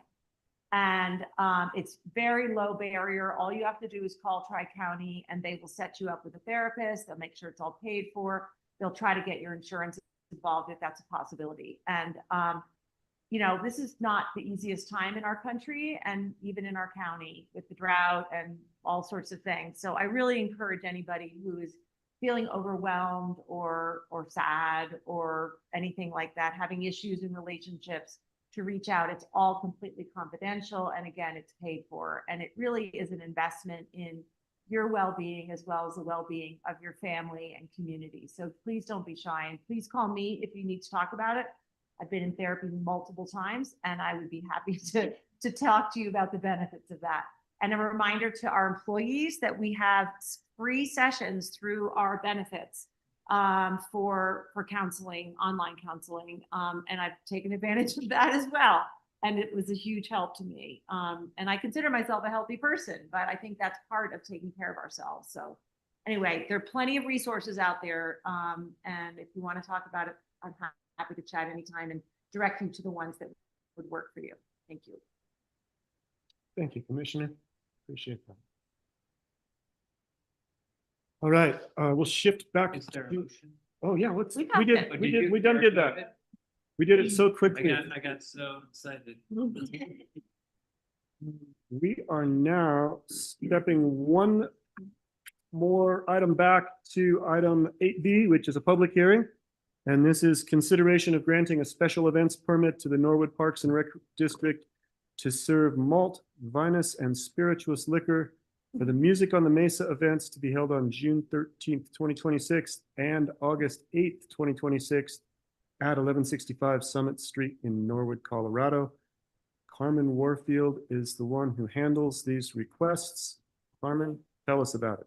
It's been approved and we all love the Music on the Mesa. It's been approved by our sheriff and the clerk, and recommendation is to approve the special liquor license. Diva. Thank you. Hello, Diva. Good morning. Would you care to add any extra information to this conversation? If not, I think the board's inclination is going to be favorable, but I'm also happy to talk.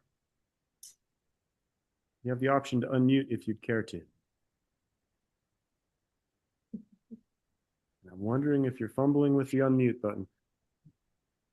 While you're doing that, I'll call the question and ask if I can get a motion. I move. I would love to make a motion. And we'll just say that it has been a joy watching this event evolve with the Norwood community. And I'm glad to see that they are forging forward with yet another 2 events this summer that are guaranteed to be a good time for all.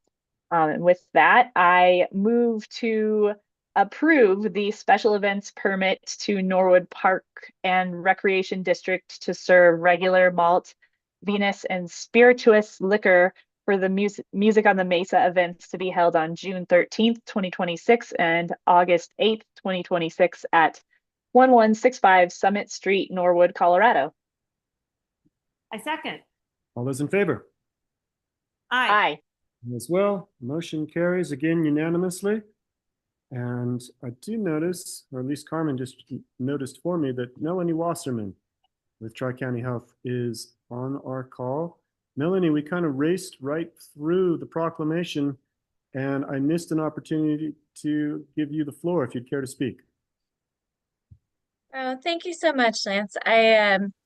I think someone from the county had told me 11:40, so my apologies if I was a little bit late. I know how these meetings can kind of jump around a little bit. Yeah, I just wanted to thank the commissioners, thank the county for all of the really hard work and support and resources that continue to be dedicated to mental health as we're celebrating Mental Health Awareness Month. I think the recent hire of Cole Cooper, focusing on behavioral health, really speaks to the county's commitment, as well as just every year. The county is more than enthusiastic to proclaim May as Mental Health Awareness Month, and I just wanted to take a moment to thank you. So appreciate all of you and encourage everyone to dig a little deeper into your mental health this month and do something that supports that. Thank you, Melanie. Thanks so much. For all the good work you do. You were right on time. We were early, which is so rare. Appreciate you calling in. Have a great afternoon. Michael Madsen is here. Mikhail. I get that a little sideways every time. Mikhail is with us, and while we had him scheduled for 1:30, we could jump into his presentation before lunch and continue to expedite our meeting because I know Darlene Williams needs to get to Grand Junction, and I don't want to hold her up any more than we need to, but I also want to hear from everybody. Mikhail, welcome. Get started. Greetings, everybody. Mikhail Madsen, Veteran Service Officer, San Miguel County, Uribe County. Commissioner Brown, Warren, and Gleason, thank you for having me. Best job I ever had. This is a great opportunity to serve the veterans of this community. So I want to start with some metrics. The current office internal numbers reflect a budget output of $262,000 per year increase since I started this office. So it's $250,000 a year that our veterans are receiving for the San Miguel County. That's excellent news. We are expanding into more higher end complex appeals. We're doing character of discharge upgrades, which is really, really good news. We just had a conference last week with the state conference for VSOs. We had the Director Bowen set the statewide goal for 40% market penetration, making sure that we're reaching 40% of all the veterans in our county. We are at 20%, so we have our work cut out for us. In national news, I want to touch on the subject. The administration is reporting that, yes, we are the lowest in the national claim inventory. There's 500,000 claims right now under the VA. That's a lot of claims that they have to churn through. That's the lowest it's been since 2020. But at that speed comes the cost of accuracy. Two lawyers from the NVOSP at the Board of Veteran Appeals are reporting 60% error rates, meaning that even though we're churning through a lot of claims, when they get denied, veterans have to appeal. The appeals, the lawyers and judges are finding these cases should have been awarded at the regional level at the Denver office. So Washington, D.C. is telling Denver, what are you guys doing? And this is what they found. They're finding that there's a lot of pressure. There's a lot of turnover.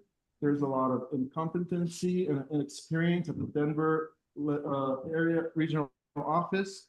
And we recommend, to have a competent VSO to make sure that you have first time awards are being given out. And that's why I feel very lucky for this county that we have only 1,000 between 500 in San Miguel, 500 in Uribe County. I only have 1,000 veterans that I can develop a lot of time with those claims and make sure they're correct the first time, compared to Denver County has 2 VSOs and 30,000 veterans.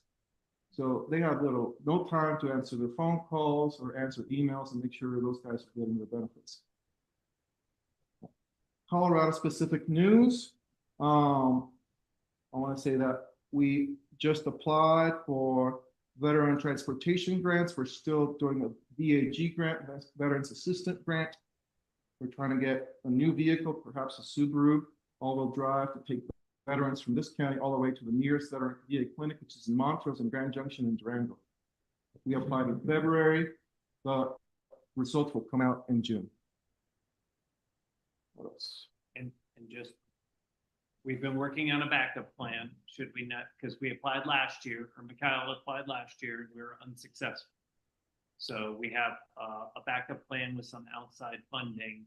If we are unsuccessful, we'll still be able to move forward with purchasing at a minimum a decent used vehicle and some driver expenses to ensure that that program starts. Absolutely. So we have a backup plan. Good. Mikhail, who would do the driving? Is that you, or we'd hire somebody else so you could continue your? We'd hire service? someone else, Good. Commissioner. I have some good news. House Bill 251139, property tax credit. Starting in 2026, the state is transitioning from a tax exemption to a refundable credit. In the old code, and I just read about this. Under the old code, only 100% disabled veterans were offered a 50% exemption for the first $200,000 home value, meaning that you would only get $100,000 value exempted out of your property taxes, which would mean maybe a $200, $300 benefit to you. The state, starting in 2026, is going to a dollar tax credit, meaning that if you have a 10% disability rating, you're going to get tax credit for 10% of your home tax property value. All the way to 100%, which I thought was amazing. For the people who have 100% disability, they're going to get their property taxes refunded at 100% from the state, meaning that the counties are not going to lose money. They're still going to get their tax base, but the state, through Tabor, are going to pay your taxes back, which is amazing. This could be in the $3,500 to $4,000, depending on the size of the property values. So I think this is great news for Colorado veterans. And under the news, I want to say happy birthday, United States, 250th birthday. And thank you for all the veterans for their service and the Gold Star families that have sacrificed. That's in my report. Any questions? All right, thank you. Thank you, sir. Keep up the good work. Yeah. If you are a veteran who is not connected with Mikhail, or if you know of any, have any friends, neighbors, family members, please do grab him at lunch and make sure you get his information. He follows through and he does an excellent job. So proud to have him. Yeah. And he's trying to hit 40%. Yeah, we want to help. We got to rustle up some more clients for you. Thank you. Ladies and gentlemen, I think that we are 5 minutes ahead of schedule, but we could have 5 minutes of extra lunch. I say that because I know that our building inspector, Matt Gonzalez, building official, excuse me, is going to call in at 1 o'clock sharp. So we do have some time to socialize and relax.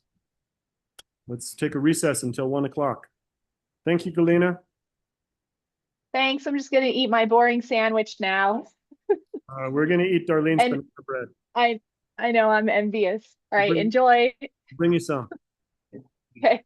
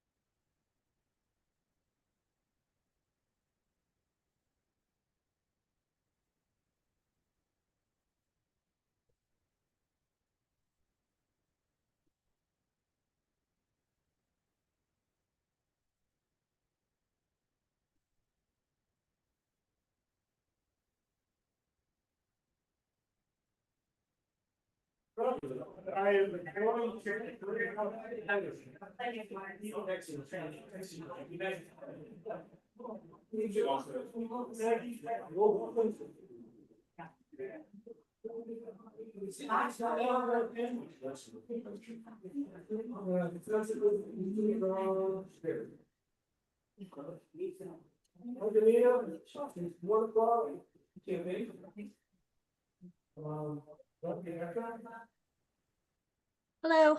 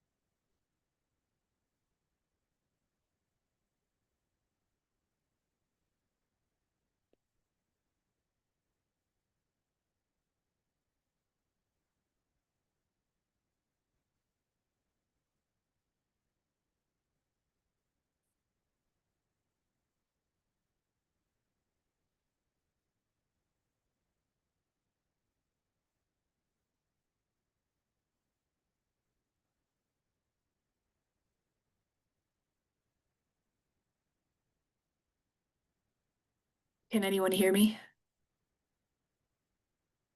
I can't hear audio in the room if you can hear me.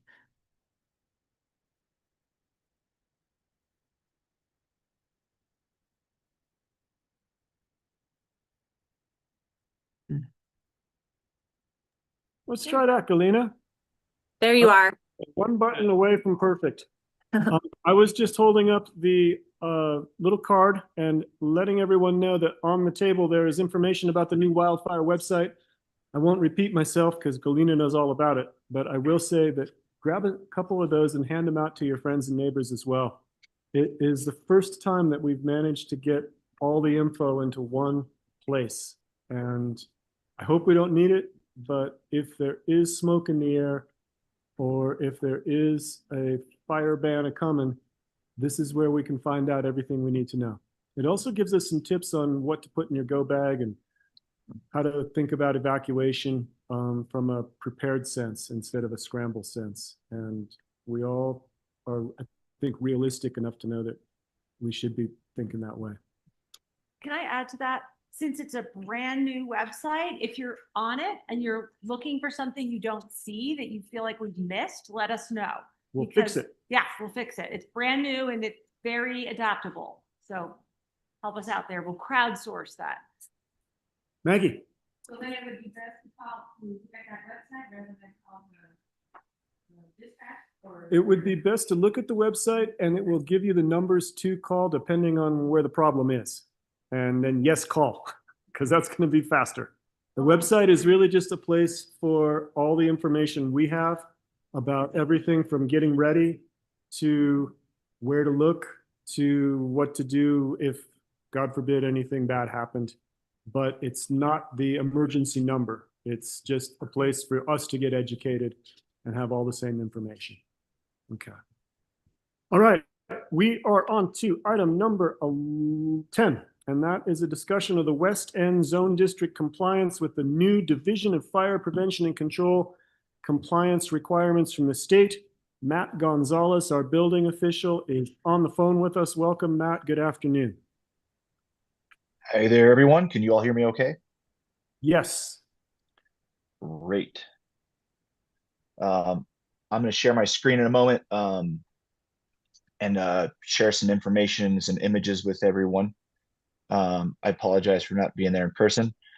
But yeah, just we have great technology, and so I thought it'd be great to use the technological advantages that we have today. So I'm going to present some information regarding the new Colorado Wildfire Resiliency Code and its enforcement, specifically how it pertains to the West End Zone District.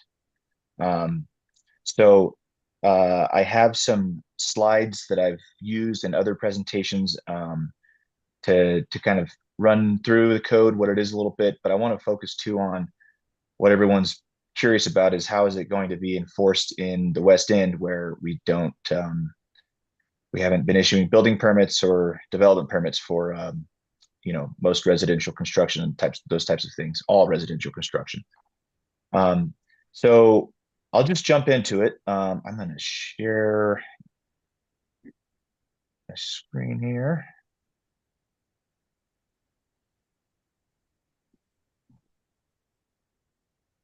And it's big. That's One cursor. my will confess my skills with PowerPoint are not so good. I usually use Google Slides. However, here we are. So we'll get to this in a bit. Of course, I started right in the middle. Sorry about that. So the code that we're talking about today is the Wildfire Resiliency Code. Just a high level, show you this map first. I know this is on everyone's mind. Where is it applicable to and where is it not? I'll come back to this map later, but are you all able to see this well enough? And I can't see it. Okay, cool, good. So you'll see the blue line there is roughly the everything west of the West End Zone District. There's green line denoting the rough boundary between the Norwood Fire Protection District and the Egnar Fire Protection District. And everything that's hashed out, you'll see these lines here, that is federal land, and everything that's filled in solid here is inside of the wildland urban interface. And this data was compiled by the code board that was established when the law passed. And they used some great well-vetted practical data that was already in existence. And so I took resources that they already had available to them and compiled it and created this map that we're looking at. So I'll come back to the map. You'll see we'll talk about these colors and what they mean a little later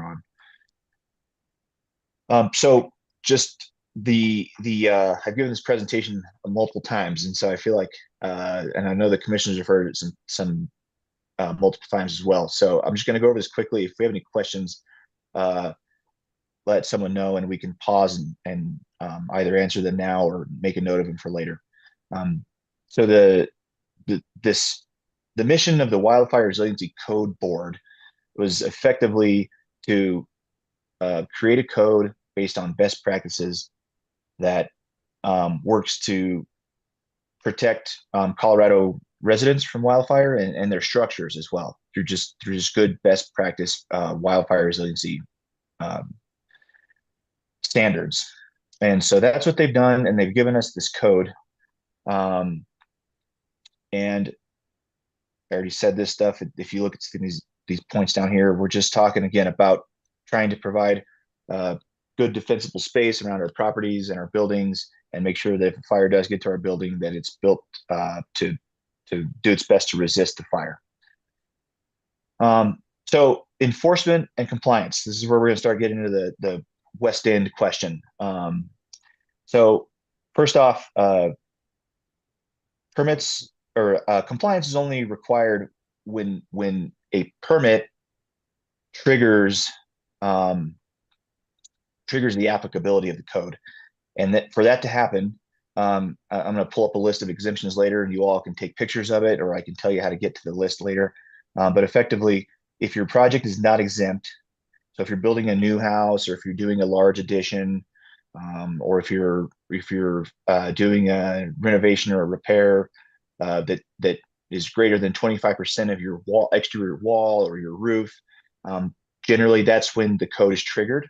And then also you have to be in this zone 1 or zone 2 or zone 3, the fire intensity zone. Basically, your property has to have been found to be inside of the wildland urban interface as shown on the map. So if none of those criteria apply, then you're exempt from the code. You would have to West End is a little different because there's a lot of questions still. But generally, you would need documents to show that your design is in compliance, and then there would be some inspections in the field as well.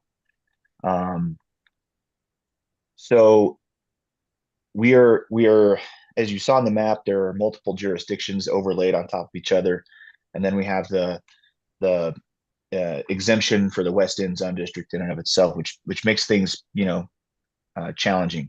And this is a new law, and so everyone is still there. There are a lot of things that will settle as we continue to work with this, as far as which jurisdictions are responsible for what and how we're divvying up responsibilities and resources.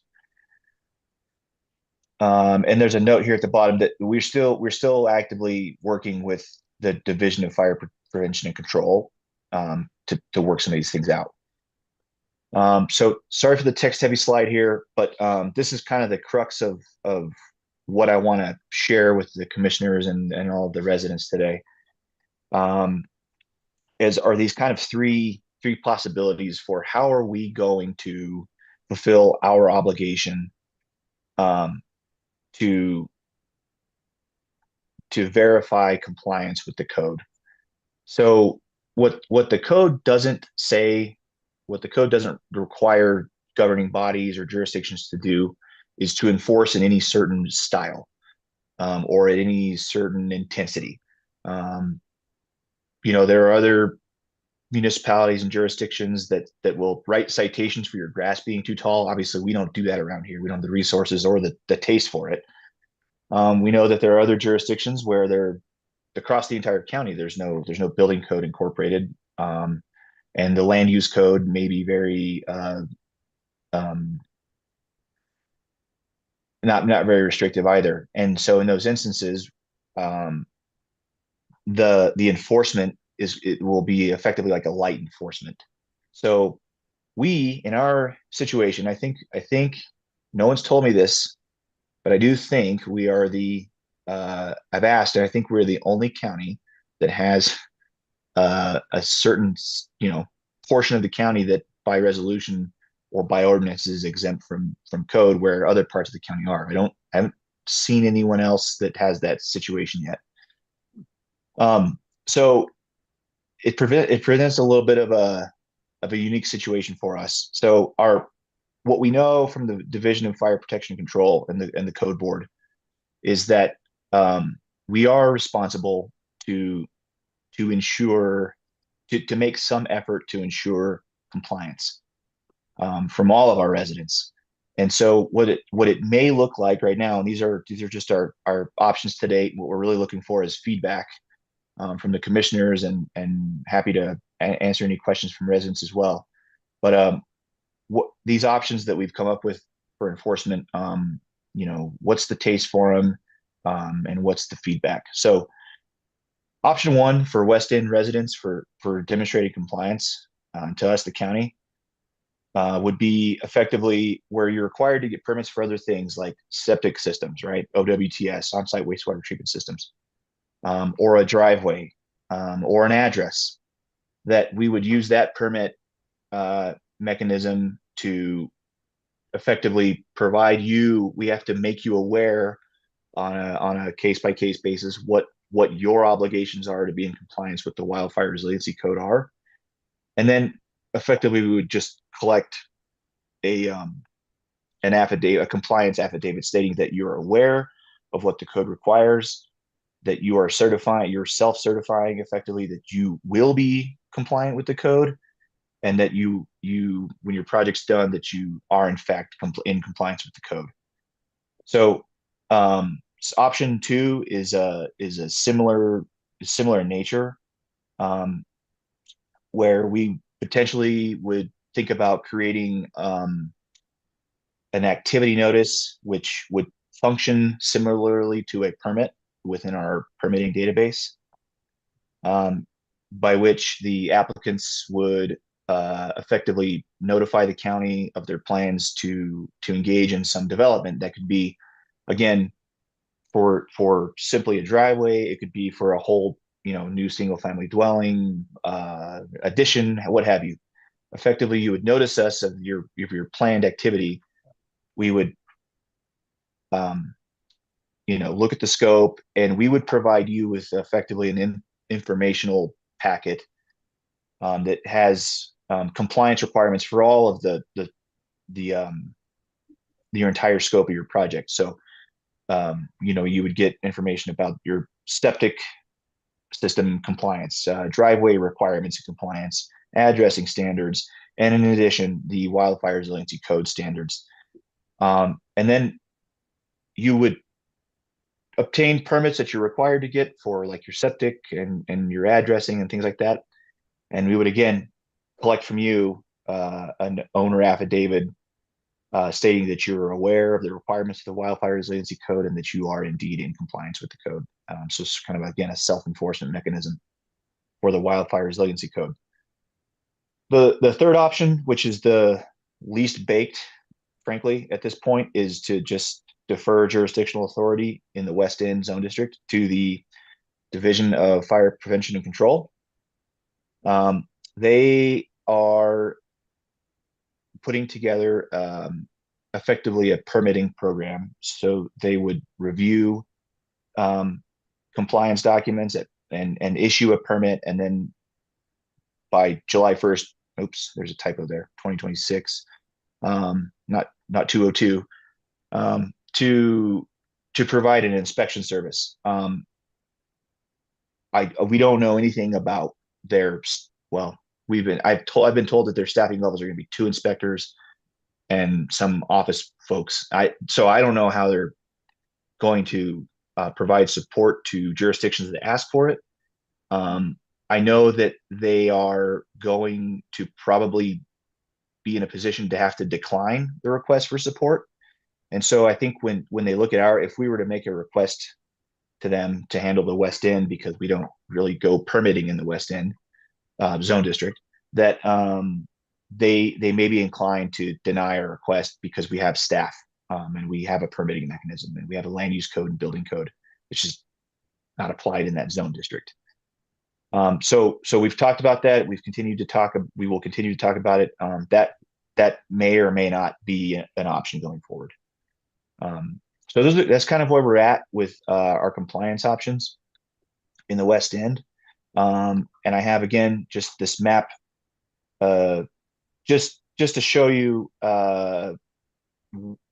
where, which areas are located within an intensity classification in the wildfire urban interface.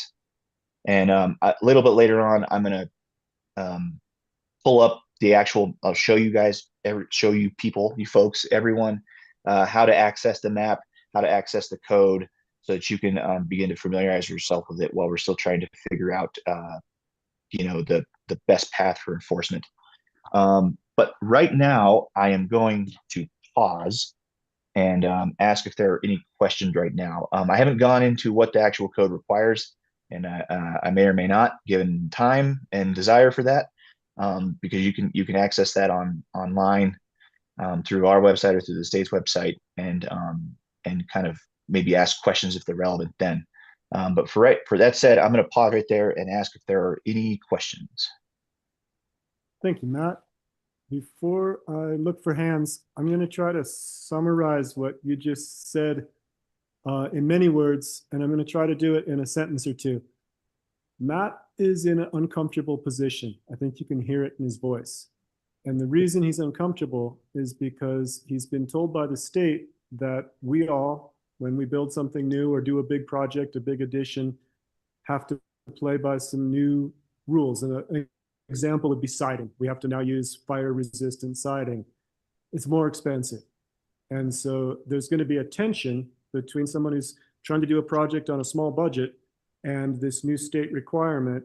And Matt didn't say it, but his concern is he's trying to finesse this so that people can still build what they need for their families and for their lives and still follow the rules that he's been handed down by the state. And he's given us kind of a 3 choices menu of how we'd like to interact with the state. The first 2 options involve the county, And the third one, as I understood you, Matt, tell me if I get this wrong, involves just the state, and it sounds like a very small office that may or may not even want to drive this far and be able to help in San Miguel County at all, because they're supposed to be doing a whole bunch of work for counties that don't have any building department. And so my gut, if I was to have a vote in this, which eventually I might, is let's talk about 1 and 2, because it felt like to me that was the one that was a lot closer to home. And then Matt, my question for you is, what is the difference between 1 and 2? Is the activity notice a catch-all permit that is going to include driveways, addresses, OWTS or septic systems, or a new building project or a remodel, and you get this packet of information on all those things? Or I'm not quite sure what the difference was between 1 and 2. Yeah, so the main difference is we would be creating a new option 2 would be creating something that doesn't exist yet. And we whether or not we call it a permit or an activity notice, the nomenclature is not so relevant as the idea where effectively West End residents would open a case with us that we would manage similar to other permits through workflow, and we would provide information back to the applicant and also issue approvals for things like your septic build. So you would submit your plans to us, and it would be reviewed and approved in that activity notice mechanism. Same with addressing and driveway standards. You would initiate it as of today. If someone's going to build a new septic system, they're going to have to apply for a permit through SmartGov, our online permitting portal, and do all of these things anyway. So you would submit to us your plans, we would review them and issue a permit through SmartGov. So the activity notice would function similarly in where the residents would initiate the application or notice, provide information to us. We then review it, issue approvals where necessary for septic, construction and addressing and driveways, and then collect the compliance affidavit for the wildfire resiliency code through that process. So they're very similar. It would effectively just be reorganizing a few of our processes into an application looking activity notice. Again, it hasn't been created, so that's the rough idea at this point. Does that answer your question, Commissioner Waring? Almost. I think my instinct is that you would have to create a new form, if you will, for an activity notice. And if we, the group here, felt that option number 1, which uses existing forms and existing structures, if you're applying for a septic system, we've got that form. If you're applying for a driveway, we've got that process. If you're applying for an address, we've got that. If you're applying to build, we may have to create something just to make sure that you get the fire information. But number 1 to me feels so much like number 2, but you don't have to create a whole new activity notice document. The upshot feels to me like it's the same. The person who's doing the project gets the information they need, and before they conclude the project, they send a certified affidavit saying, I got this information and I'm going to comply with it, and it's done. It's in the file. The state can take a look at it if they care. You've covered your bases, Matt, as the kind of intermediate between the state and the residents in our county, and everybody's happy. The boxes are ticked. Does that make sense from your office point of view? It makes sense to me. I think if that's the kind of consensus from the commissioners today, based on everyone's thoughts and feedback, we will take that idea and work on it and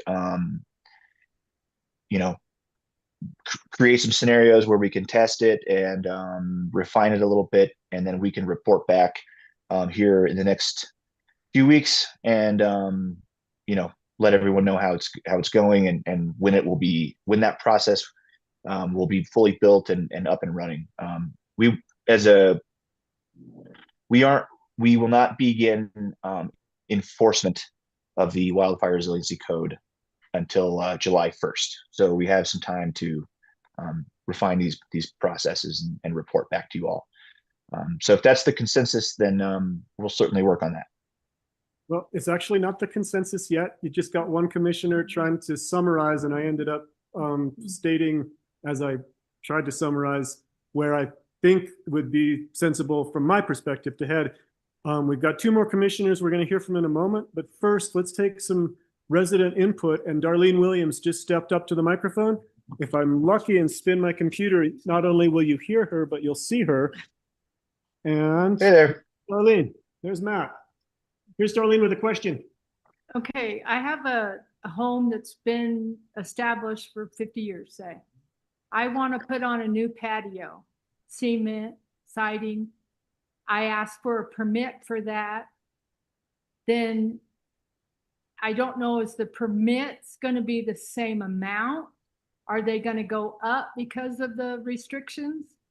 And then I get done with the project.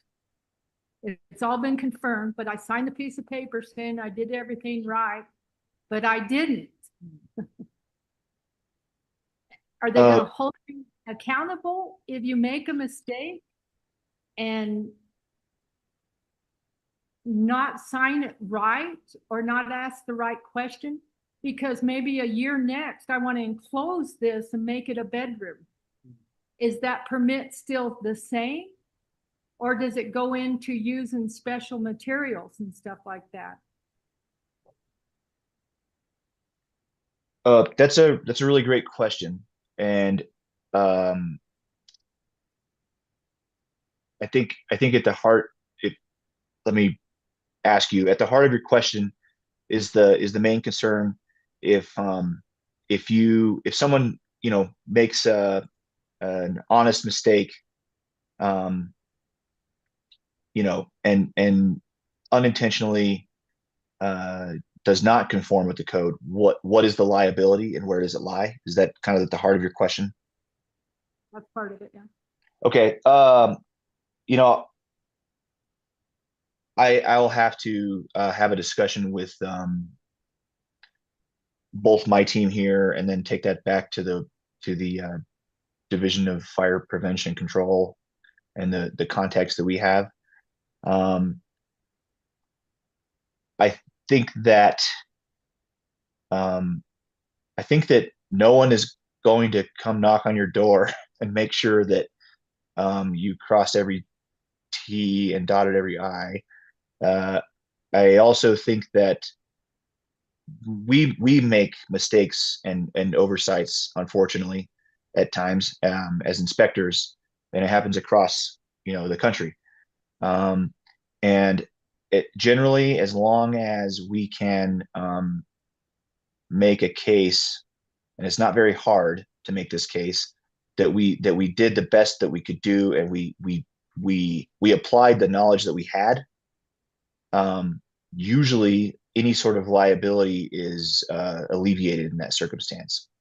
And so I think the same logic would apply, but I will have a conversation with some folks, and I am happy to provide some whether it's in a meeting or through some subsequent information that we send out to folks. How does the question of mistakes and liability relate to the kind of self-certification affidavit?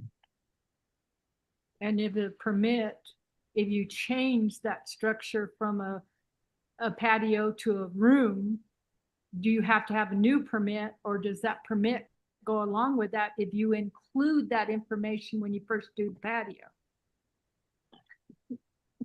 So I think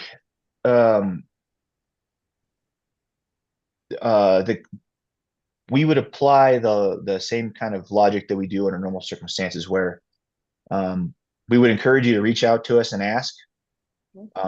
And we would in essence make a determination whether or not the change that you're proposing rises to the level of compliance or a permit. Like I said, we're not really issuing building permits. We're not considering issuing building permits in the West End. But I think with the in both options 1 and 2 that I threw up on the screen there, where they involve the county, our staff sending applicants or residents some information, and then you providing us with an affidavit. There's going to be a dialogue there, and we'll work together, to make sure that you understand. And if you have questions about, hey, am I actually, do you agree, Matt, that I'm in compliance with the code here if I do this, this, and this? We would provide some support in that. It's not like we're just gonna, throw you to the wolves. And so I think to try to answer your question again, if you're doing a stage remodel, or if you finish your project and then 2 months later, like, I wish I didn't close this thing, we would just encourage folks to reach out to us and ask, like, do you think this rises to the level of needing to demonstrate compliance, or do you think that we're good? Just do you think that that compliance was achieved in the original scope? And we would, if you need to, we would say, yeah, provide us some documentation. We'll send you another back and forth. We'll collect another affidavit, and then I think that's how we would approach it. Sounds good. Matt, what is the minimum square footage remodel or addition that triggers the need to enforce the code? Is it 500 square feet or 1,000? 500 square feet. Yeah, okay. So a bedroom probably wouldn't even trigger it, right? It would be a larger addition. Well, yeah, and it would only be exterior whenever that remodel or an addition applies to the exterior. So if you're doing a full-on gut renovation exclusively on the inside of your house, it's exempt from the code.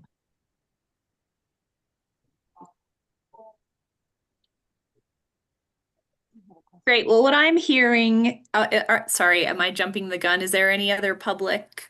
There is actually a hand up from Maggie. Maggie, if you could come up to this chair, then Galena can hear you. Or you try simple and I'll repeat it.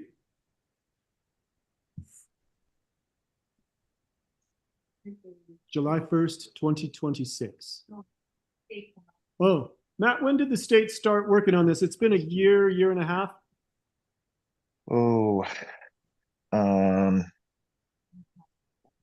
bill go back to my bill passed in 2023. Bill passed in 2023. I think the discussions about, I mean, I know that it was the bill was proposed and not passed in 2022, and I'm not exactly sure when at the state level they had the idea to create a statewide wildfire resiliency code. But increasing wildfire intensity and damage has been going on in the West for many years. And so I think really after the Marshall fire in Louisville and those up in the Front Range, and then some of the catastrophic wildfires that happened in Hawaii and California where entire neighborhoods were burned over. I think that's really what kind of got momentum at the state level. What caused momentum at the state level to get a law passed. And again, I know that it was on the floor in 2022. It didn't pass, but did finally in 2023. So they've been working on as soon as the bill passed, the bill had measures for how to create the Wildfire Resiliency Code Board, who should be on the board, what type of professionals and jurisdictional folks and rural and city representation. That was all established in the bill. And then there were timelines in the bill for when they had to have the code drafted and created, and hearings and public input, and then timelines to have the code ready to be adopted, and then ultimately timelines to have us as governing bodies adopt the code, which was this spring. So it's been it's had some timelines built into the code, but or the law, but it passed finally in 2023. And after that decision at the state level with the legislature, then it took a couple years to actually figure out how to enact it. And now here we are. We've still got a couple months before it's actually going to be law, but Matt's trying to get us all to give him input on how we want to do this, because he's this very unusual building official who's got half a county that's normal with building permits and half a county that's normal without, but he's got both. And so for him, he's doing this really awkward dance all of a sudden of how do I satisfy the state, but not go against the rule that we have, which is we don't need building permits in the West End. And he's caught in the middle. Does that make sense? Yeah. Commissioner Gleason, you were about to give us some advice. Well, yes, what I'm hearing is that option 1 is going to be less of an administrative burden on the building department staff, with the same intended outcome. And that makes a lot of sense to me. And I just want to make sure I'm clear on that. And I am in support of keeping this in-house, as it were, rather than just allocating this to the state and not having the assurance that residents are getting the information that they need.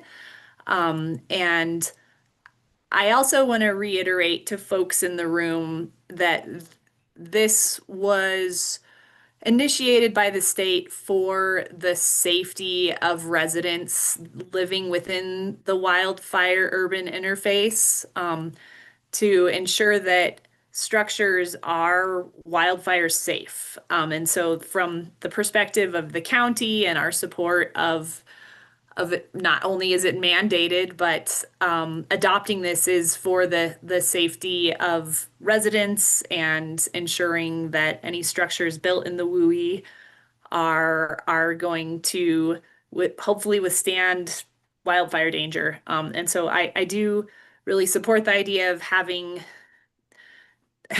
outreach with our residents throughout the county. And option 1 sounds like it's going to work best for the county and hopefully work well for our West End residents. Thank you, Commissioner. Commissioner Brown, do you have any additional thoughts?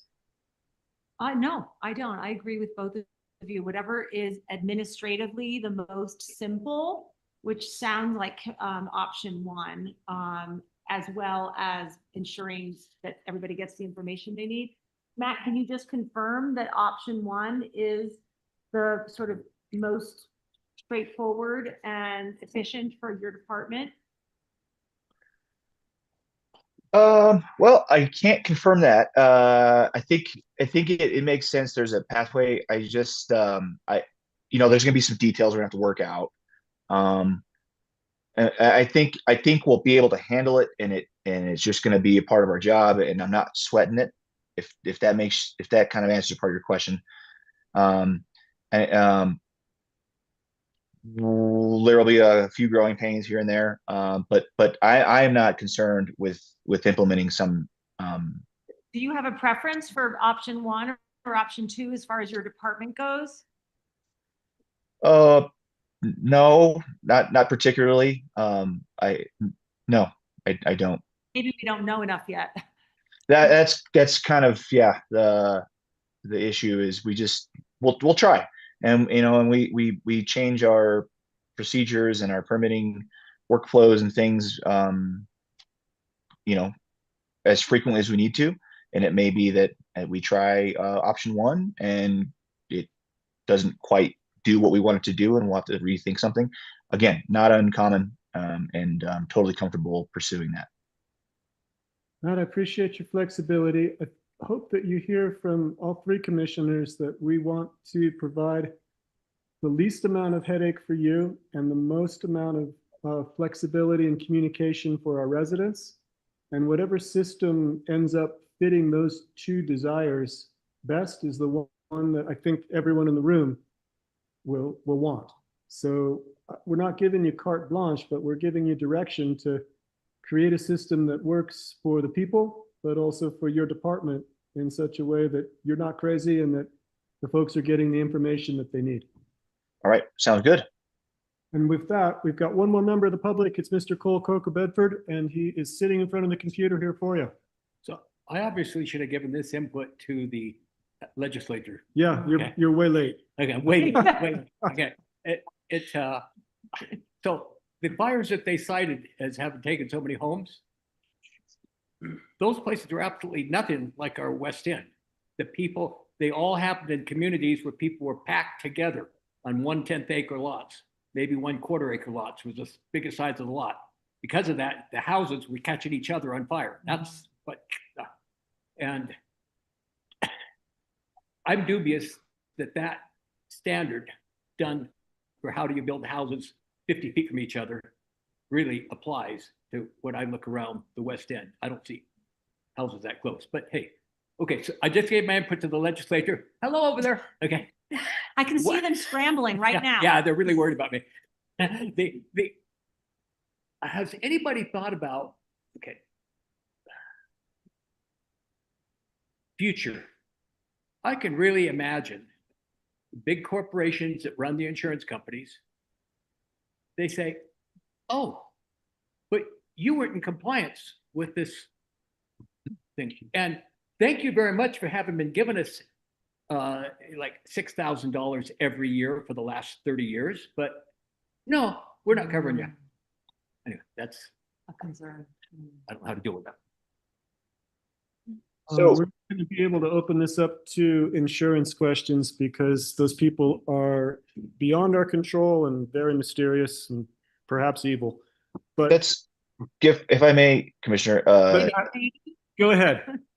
So I was just going to say that when the bill was passed, there was an intent to involve insurance companies. There was insurance company representation on the Wildfire Resiliency Code Board.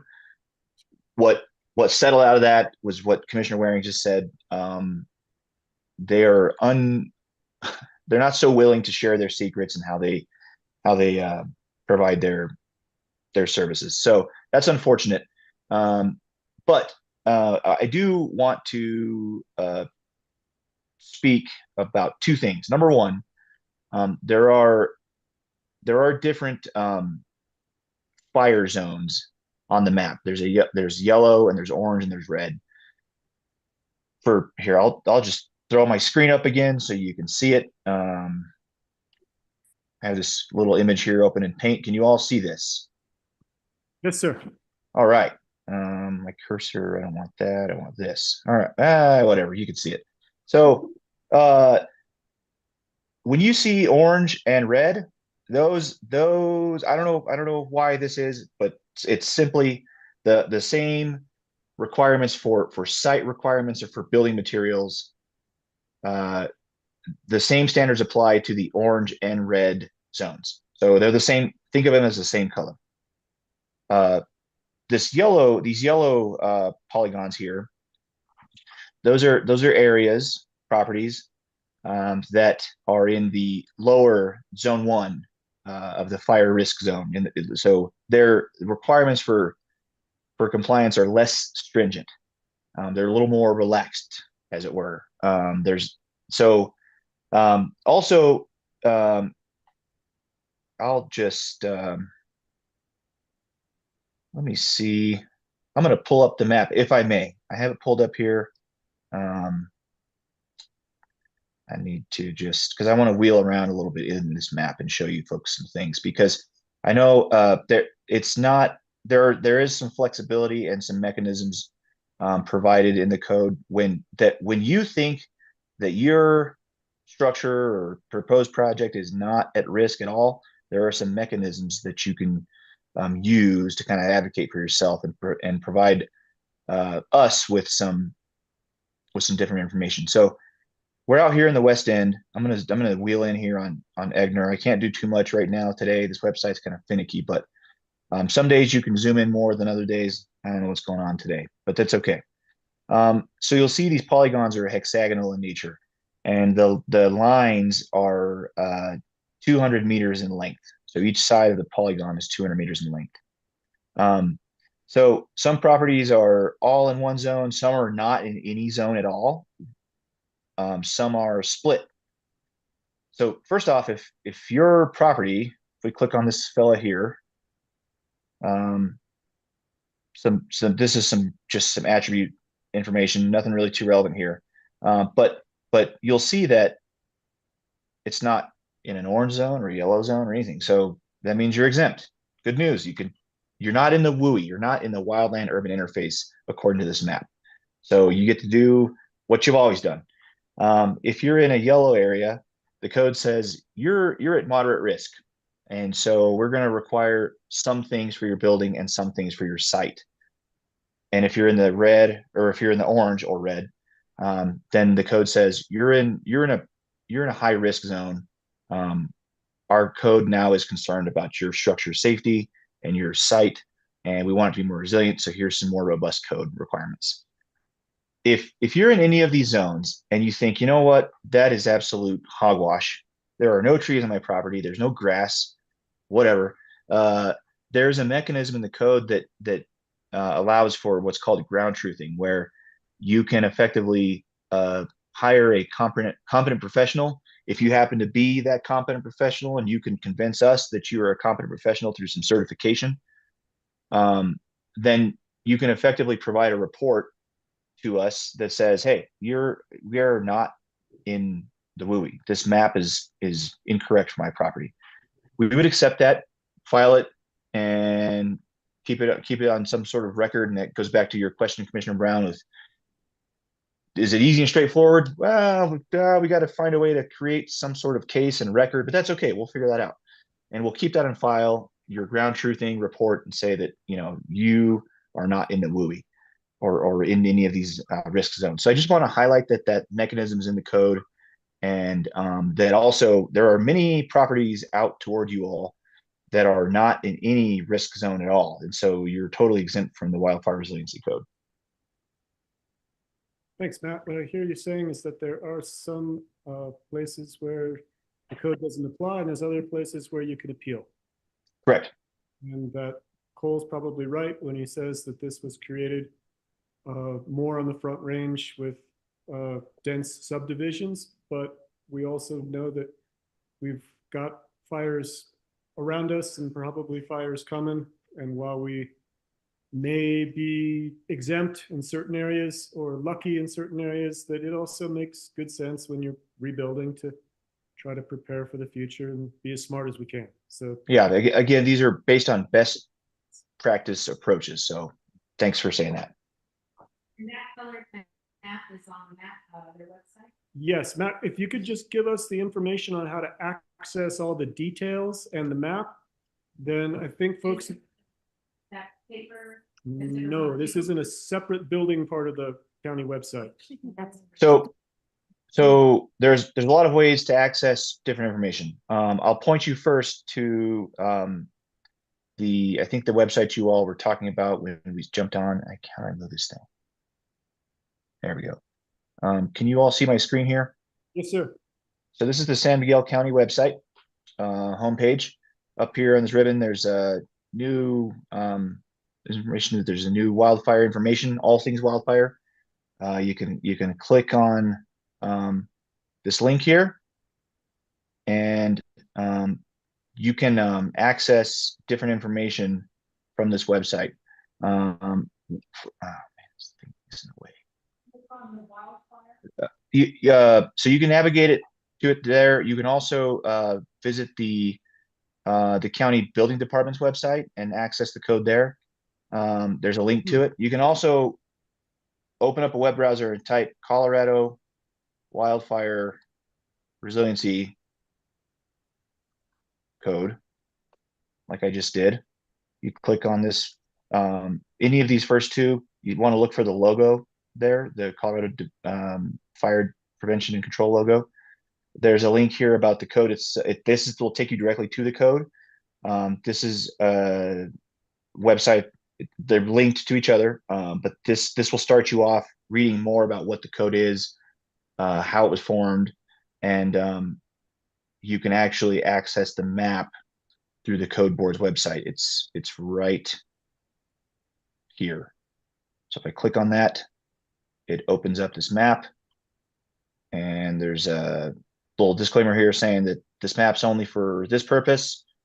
There is some information about the data and how they collected it and put it together. And then you're off to the races here. You can zoom in on your property, which I know everyone's really curious about, and kind of wheel in and see where you're at as far as the requirements. Thank you. You can for also that. call us and ask. Thanks for that walkthrough of the technology map, but also for the final offer of you will help, because Absolutely. that was a lot of clicks. Maggie, the answer to your question, I was wrong. It's in both places. It's on this new wildfire website, but it's also on the building department's page as well. And really what I think is going to happen is Matt's going to get some phone calls saying, I heard about this. I need a little help navigating it, and his office is going to walk people through it. We'll figure it out together. So our department phone number is 970-728-3923. You almost forgot your phone number, Matt. I may have. Let me double check. Okay. On the website. Yeah. It's on the website. Any other questions about this new code that is coming down from the state and how we're going to try to handle it here in our unique San Miguel County?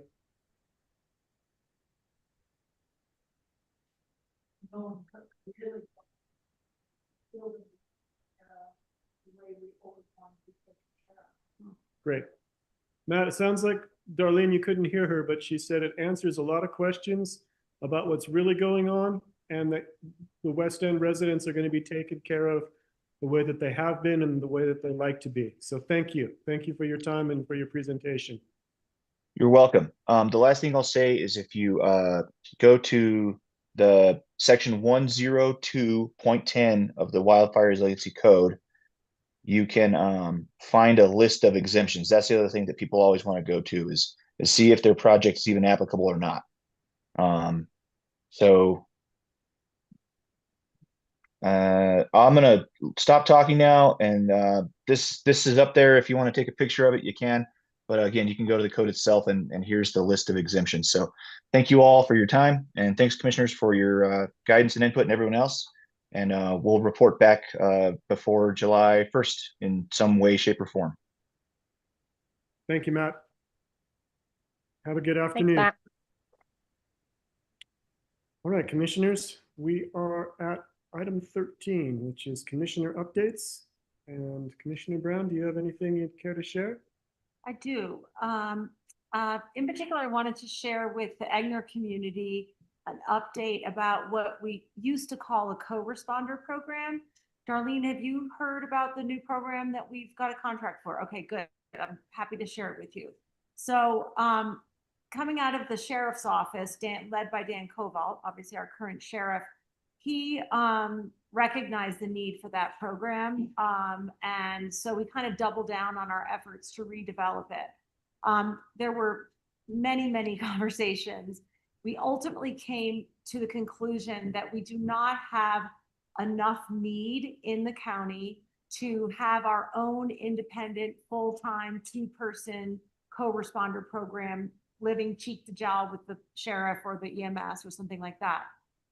So it was disappointing. But when Sheriff Koval brought this up again, we learned that a behavioral health nonprofit that we're already contracting with, called Paragon Behavioral Health, they provide mobile crisis and some other services, that they could actually be on call and accessible 24/7 for our first responders who feel a need to bring in behavioral health expertise to a particular call. So we have that under contract and it's up and running. I wonder if anyone from the sheriff's office or Paragon has been in touch with the fire department for a training on this. And I'm guessing no, since you're shaking your head, you hadn't heard about it. I'm not aware of it. It's hard to talk to the chief. Yeah. Okay. But it's gonna be a win-win. being able to notify because we've already had to do it. Yeah. We couldn't have told it. Right. This is priceless. So, yeah, so what will happen is still the calls will go into EMS or to the dispatch, right? And then they'll be sent out to either the EMS or the law enforcement. And if there's a concern that there's a behavioral health component, those people on the front line, whether before they go or when they get there and they recognize the issue, will have a, be able to call this Paragon team, and they will work, while they can on the phone, but in the meantime, be on their way to the scene, and so that they can provide that service. They will also do all of that follow-up that we know is so important. So they'll assess what the person needs, get them to the services they need in the short term, but then follow up on an ongoing basis to make sure they're connected with the help they need. They'll also follow up with the first responder to make sure that, they debrief an intense kind of interaction and provide support to the first responders. So it feels there were many people involved in kind of trying to bring this program back. We kept kind of getting disappointed and finally figured out what I think is a very cost-effective and effective solution. Part of what I'm so excited about is that Paragon is going to have 2 behavioral health specialists physically located in Norwood 24/7. They just, I think 10 days ago, I had a meeting with them and they have found a place, like a secured lease. So currently they're in Ridgeway. Previously they were, I think, in Durango or Delta or something. So they're getting closer all the time. And it feels really good. But Darlene, I'm going to check with our sheriff's department, who, as I said, kind of initiated this, and also with Paragon to make sure they are in touch with your chief to get you all a training. Hi, Maggie. Yeah. When the sheriff was out here for that, our dinner, 2 weeks ago, Yeah. last week, he did talk about it. He Oh, good. mentioned it. Okay. So I guess they'll be getting a hold of our chief. Or Okay. He can reach out and say, hey, can you bring it? I mean, that would probably be the most efficient, rather than me saying, hey, somebody call the chief. If the chief called, I'm just trying to think, I can give you the woman's phone number. Haley is her name. Are you on the firefighting force? Darlene is. Darlene is, okay. I'm gonna give you Haley's phone number, okay, Darlene? And you can reach out and request training for the chief can. Go ahead. Oh, okay. Let's see. Okay, Haley, Haley, Chatwin, Chatwin, and she is our crisis team lead for our region through Paragon. Tell me when you're caught up. 970-787-2852. Yeah. You're going to love her. Well, the training alone will make us more responsible too, because right now we don't know what to do. Exactly. We're holding the scene, just waiting. That's right. I understand. Yeah. So let's stay in touch on that. If there, let us know how it's going. We're also going to be having a monthly stakeholder meeting with all of the agencies utilizing the program. And so we'll make sure that Egnar is invited to that. Through, yeah. Oh yeah. Yeah. So that we can continue to refine the program if we want to, as needed. It's called the Crisis Intervention Services, but it's essentially a co-responder program. They just aren't sitting right next to the deputy the whole time. They're on call. All good? Yeah. Well, thanks for your, nudging us on that. It was great to hear from the need from the whole county. It just gave us more encouragement to figure it out. I think the rest of what I wanted to talk about was state legislation. Does that put everybody to sleep? I can hold off and talk about that another time.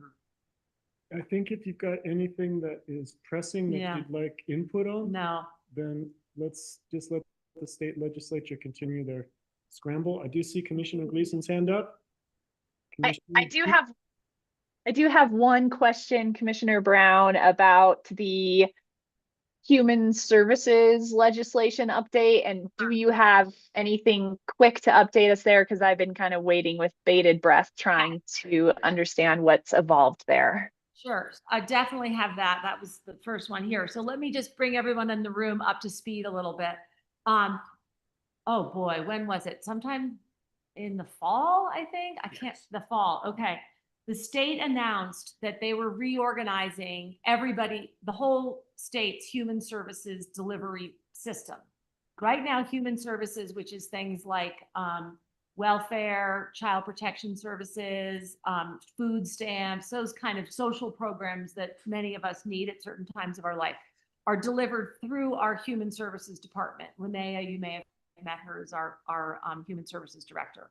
And the state had decided, in order to save money, which they need to do urgently for a number of reasons, they were going to reorganize the whole system into a number of regional hubs, with one county kind of in charge of running the system for the whole, for that hub.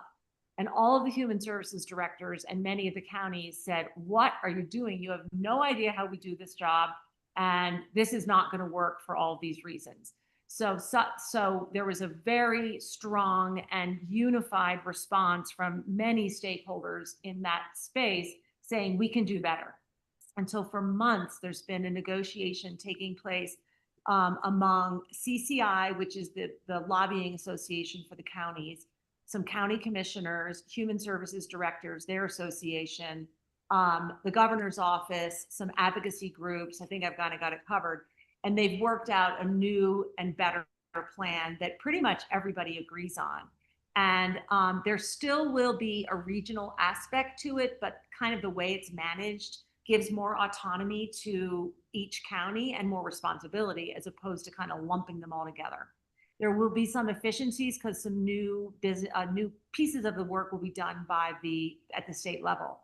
But that was sort of announced that negotiation had concluded. And then we were waiting for it to be kind of written up into a bill for the legislature to pass. And that bill has been written. It is House Bill 26-1429.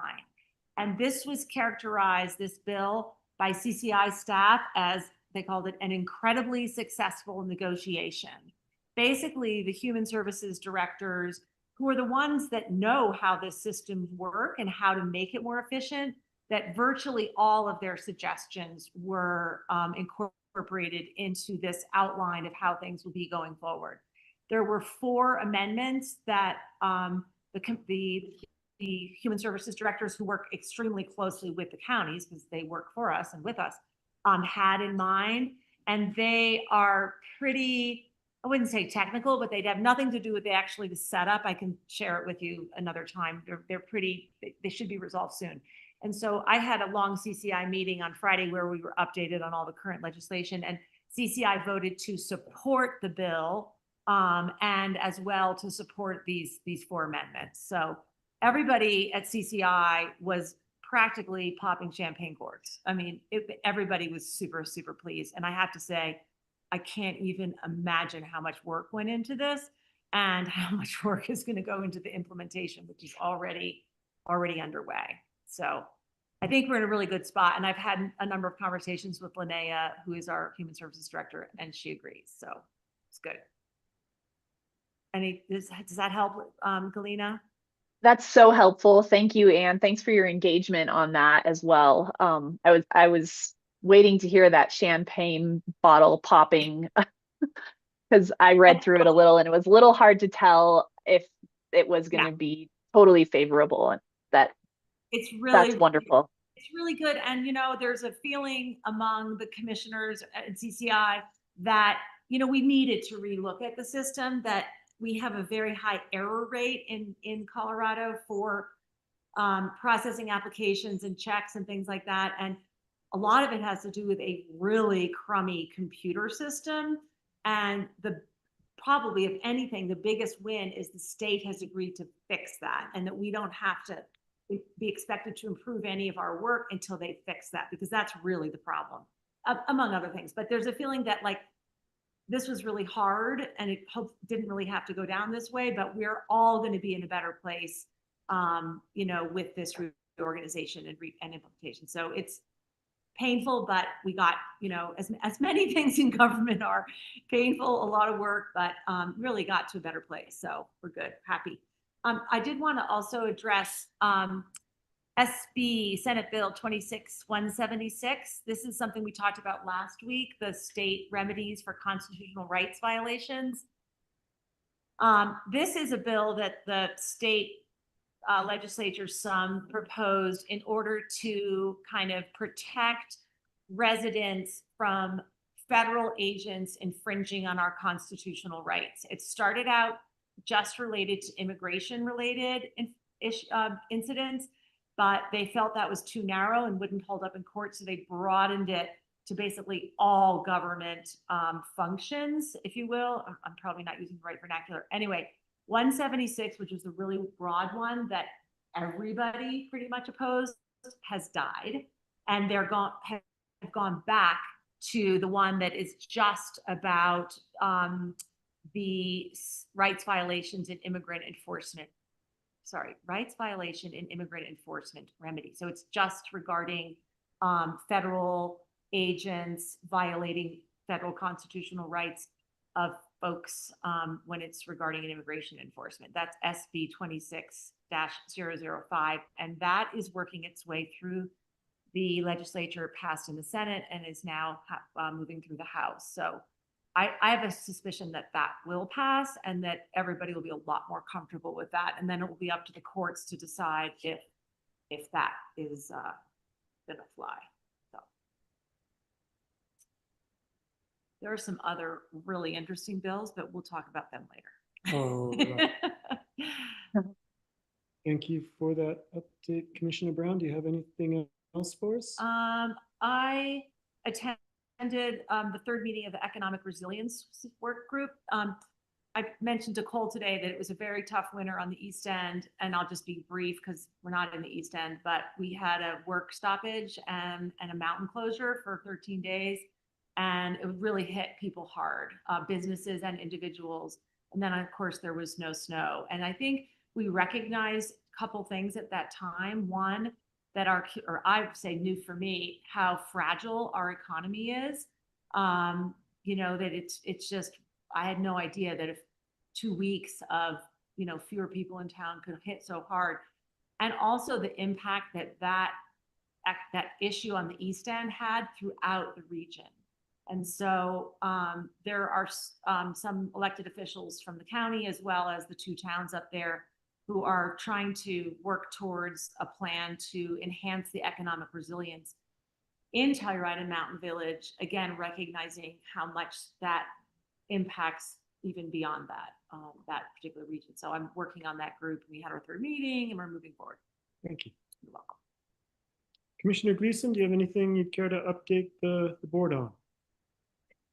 I do, and I think a couple of these topics will be of interest to our Egnar residents. I attended a Dolores Native Fish Monitoring and Recommendation Team meeting the 24th of April, a while back. And this was the first of any of these meetings I have attended, and it was a very interesting time to be engaging with this group because of the very low snowpack and limited amount of inflows to McPhee Reservoir. And so there was a lot of talk about drought and what that is going to look like for the health of native fish species below McPhee Dam in the Dolores River. The meeting started with an update on the NCA legislation, National Conservation Area legislation. It is progressing in the Senate and could, if this does indeed, the southern portion of the NCA should clarify that. If it does indeed clear the House eventually, how this is really applicable to this group of people is it could formalize the monitoring and research team, and a lot more funding would basically come into play to help protect these native species of fish. So from the purview of this working group, they are keen for the NCA to pass so that this work can continue. And I should mention that this group, I wasn't certain who was going to participate, but it is a very broad group of stakeholders.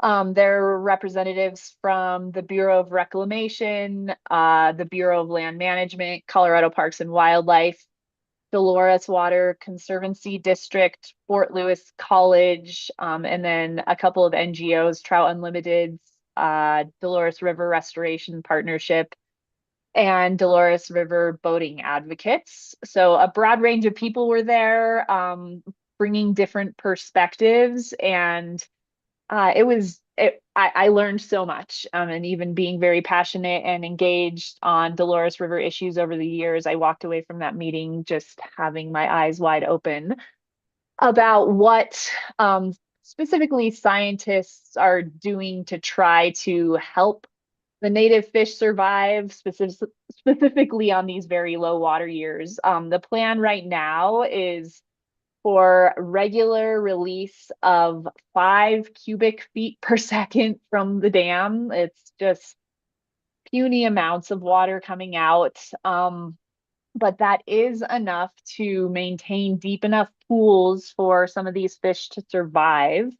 And then there is 14 to 40 CFS low flow pulses. So these little pulses coming through to helpfully help flush sediment and keep the nutrient base healthy enough in these deeper pools from getting too warm is the concept there. There is some new reservoir and water accounting tools in development through Spiros Environmental, which is a Boulder, Colorado based company. It's a company, not an organization. But the idea being that it's all LiDAR based imagery looking at snowpack in the mountains. So instead of just depending on SNOTEL sites, which can be fairly inaccurate, this creates way more accuracy and real-time information on snowpack, and so the Dolores Water Conservancy District can then understand how much water is going to be coming in, or at least forecast that more accurately, and then get a more real-time idea of how much, where the reservoir is at and what they need to meet for irrigation and water rights, and then decide what they can release downstream. And so this technology is being developed and expected to be fully operational by 2027, and that could really help the fish and the riparian environment. There's, native fish remain, but non-native species like the smallmouth bass, which are pretty new to the drainage, are now really dominating and are a real threat to the native species of fish that are just getting decimated by the smallmouth bass. And these low pulse flow experiments really do show benefits, improving habitat connectivity, temperature moderation, and, like I was saying, sediment movement. And that there's a discussion around if this super El Nino does in fact come to fruition, and we're seeing a lot of moisture this summer. They're talking about trying to coordinate these releases, because in all actuality, monsoon flows aren't good for the native fish because it just brings more sediment in, and then it pools up, and then they're in a really murky, really unhealthy pool that they're suddenly swimming in. So they're talking about trying to coordinate so that they're releasing water right at the right time, to try to dilute the pools. So at any rate, I'm glad that I was participating. I learned a lot, and they were thrilled to have an elected official at the table. And I'm not certain if Commissioner Stanzi or Davis are still in the room there, but I was going to connect with our neighboring commissioners at the upcoming commissioner roundtable and encourage them to attend some of these future meetings, because I think there's a lot of takeaways from an elected official perspective to just understand the ecology there, the work being done, and how we can come together to try to protect that really critical environment. Yeah, so switching gears here, I had a meeting on the 28th in Natarita surrounding the Four Seasons development and all of the impacts that have been coming to our region around that. We had a meeting with Dale Reed, who is the COO of Merrimack Ventures, they are the development company overseeing the Four Seasons hotel up in the Mountain Village. And so some updates, because there's been several months of no updates on where Merrimack Ventures is with their workforce housing plan. And it was great to connect and hear about where they're currently at. So they are in a holding pattern, waiting on the outcome of Montrose County's temporary housing land use code update. And they still have their sights set on Camp V being the location for the workforce housing barracks, or the otherwise known as the man camp, that they're really hoping to site around 200 workers at as soon as possible. Really, that project has already broken ground and they're underway and they're at a point where they need to bring in workforce, but are still scrambling to figure this out.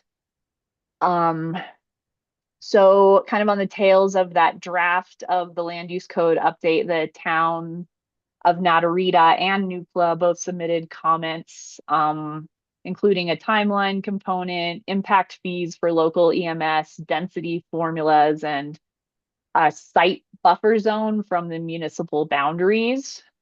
So the Montrose Board of County Commissioners will be looking at that for potential adoption of those amendments in the next coming weeks. And if that does indeed pass, then Merrimack Ventures is ready to start building this at Camp V, and they've been doing all the back work to make that happen and have been coordinating with the different entities in Natarita. That Camp V does have an independent water source, so that's why it's attractive at all. The Rimrock Hotel will be fully occupied within the next month to 45 days with 80 residents. So we can plan on that influx of commuters happening here within the next month. And Telluride Express has been contracted to transport that workforce. The workers will be working 6/10s, and their plan is to depart Natarita bright and early at 5 a.m. to try to not contribute to morning traffic. There is an ongoing concern from stakeholders surrounding strains on special districts and emergency response agencies. And really the ability for local businesses to scale up and then eventually scale down with this influx in temporary residents. The biggest concerns revolve around the loss of lodging tax from the Rimrock Hotel and potential changes to tourism patterns. And the town of Natarita, NUCLA Natarita Fire Protection District, Weedsea, and the NUCLA Natarita Area Chambers of Commerce recently submitted a community benefit agreement to Merrimack Ventures asking to consider the following. One is to keep a block of rooms available and marketed for public use at the Rimrock Hotel. They want to see a commitment to donate the average annual lodging tax loss to the town of Natarita and the Chamber of Commerce. They want to see a commitment to a donation per services provided to Merrimack Ventures and subcontracted workers per emergency personnel response, i.e. Donation to the EMS. And then a path for reporting issues that might arise with the employees or contractors, and ideas to improve the quality of life for the employees, contractors, and the community. So those were the asks within this community benefit agreement. And there is an indication from Mr. Reed at our meeting that Merrimack Ventures is willing to honor most of the asks in the community benefit agreement. But there are some caveats that they might not be able to keep a block of rooms open consistently as they really need that entire complex at certain construction phases of the project. And they're going to work with the Chamber of Commerce to pinpoint the most crucial times that the town would like to see these rooms available for tourism. And they're also trying to figure out an equitable answer to donation per services for EMS response. But ultimately, the outcome of the land use code amendment will determine this outcome. And just a reminder that Norwood Fire Protection District provides mutual aid to Nucla Natarita when their resources allow. And so, this this need flows across the jurisdictional line to the Norwood Fire Protection District. And Chief Bachrath has also been very concerned about what this might look like for their ability to respond. Yeah, we will be discussing regional collaboration for large projects cited within San Miguel County at our upcoming intergovernmental meeting. And I'm going to give a presentation on the Four Seasons community benefit engagement process at this meeting, and just continue this conversation with the towns of Telluride and Mountain Village, and Ouray and Montrose County commissioners will be attending that meeting, giving their feedback on ways to improve regional collaboration moving forward with other large projects coming down the pipeline. I was really pleased that the CBA hopefully will be honored, and I think it's a real win for the community of Natarita and the surrounding, even Norwood, just that their concerns were heard. And it's not everything, but I think I'm happy that we've at least reached this point, and the engagement was really positive, and it was a great meeting. So yeah, we've arrived here, and it's good things.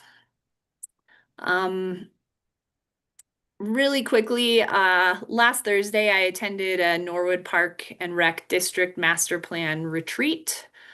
Their last master plan update was in 2010, and that district works within a really tight budget. Their mill levy generates approximately $33,000 a year, and they oversee a lot of programming in the region, acting kind of as a backstop and providing insurance and administrative support. And we saw an application for music on the Mesa today, and that is one of the many great community programs and events that Norwood Park and Rec District oversee. So there are some great goals laid out there. There was a good panel of community members that attended this, and I think a lot of different perspectives were brought to the table, some new perspectives and ideas that hadn't been considered. And ultimately, there was a 1 to 3 year set of goals set out, and then a 3 to 10 year set of goals. There was also an update from the Norwood Ranger District's trail, John Heidi, who oversees trails for the Forest Service Ranger District. He gave a quick background on the trails feasibility study initiated in 2002, which include a connector trail from Thunder Trails to Busted Arm and a trail system at Beaver Park. But because the U.S. Forest Service lacks the ability or funding to conduct NEPA, the reality of this cost, which for Telluride Mountain Club, their NEPA process landed at around $250,000. So that total was a bit daunting to the group, and so the concept of tackling and reinvigorating that trails process, I think, is going to be more on that 3 to 10 year list. But there was some good good beta given from Mr. Heidi on how to engage on that process, and when and if they do decide to tackle that, the county will certainly be brought into that working group to give feedback. Hopefully you all heard that. That was a a range of information. And yeah, any questions? Thank you, Commissioner. I don't see any questions or see any hands up. Appreciate you. I take it back. We do have a hand up from Mr. Douglas Tooley. Mr. Tooley, do you have a brief question? I do.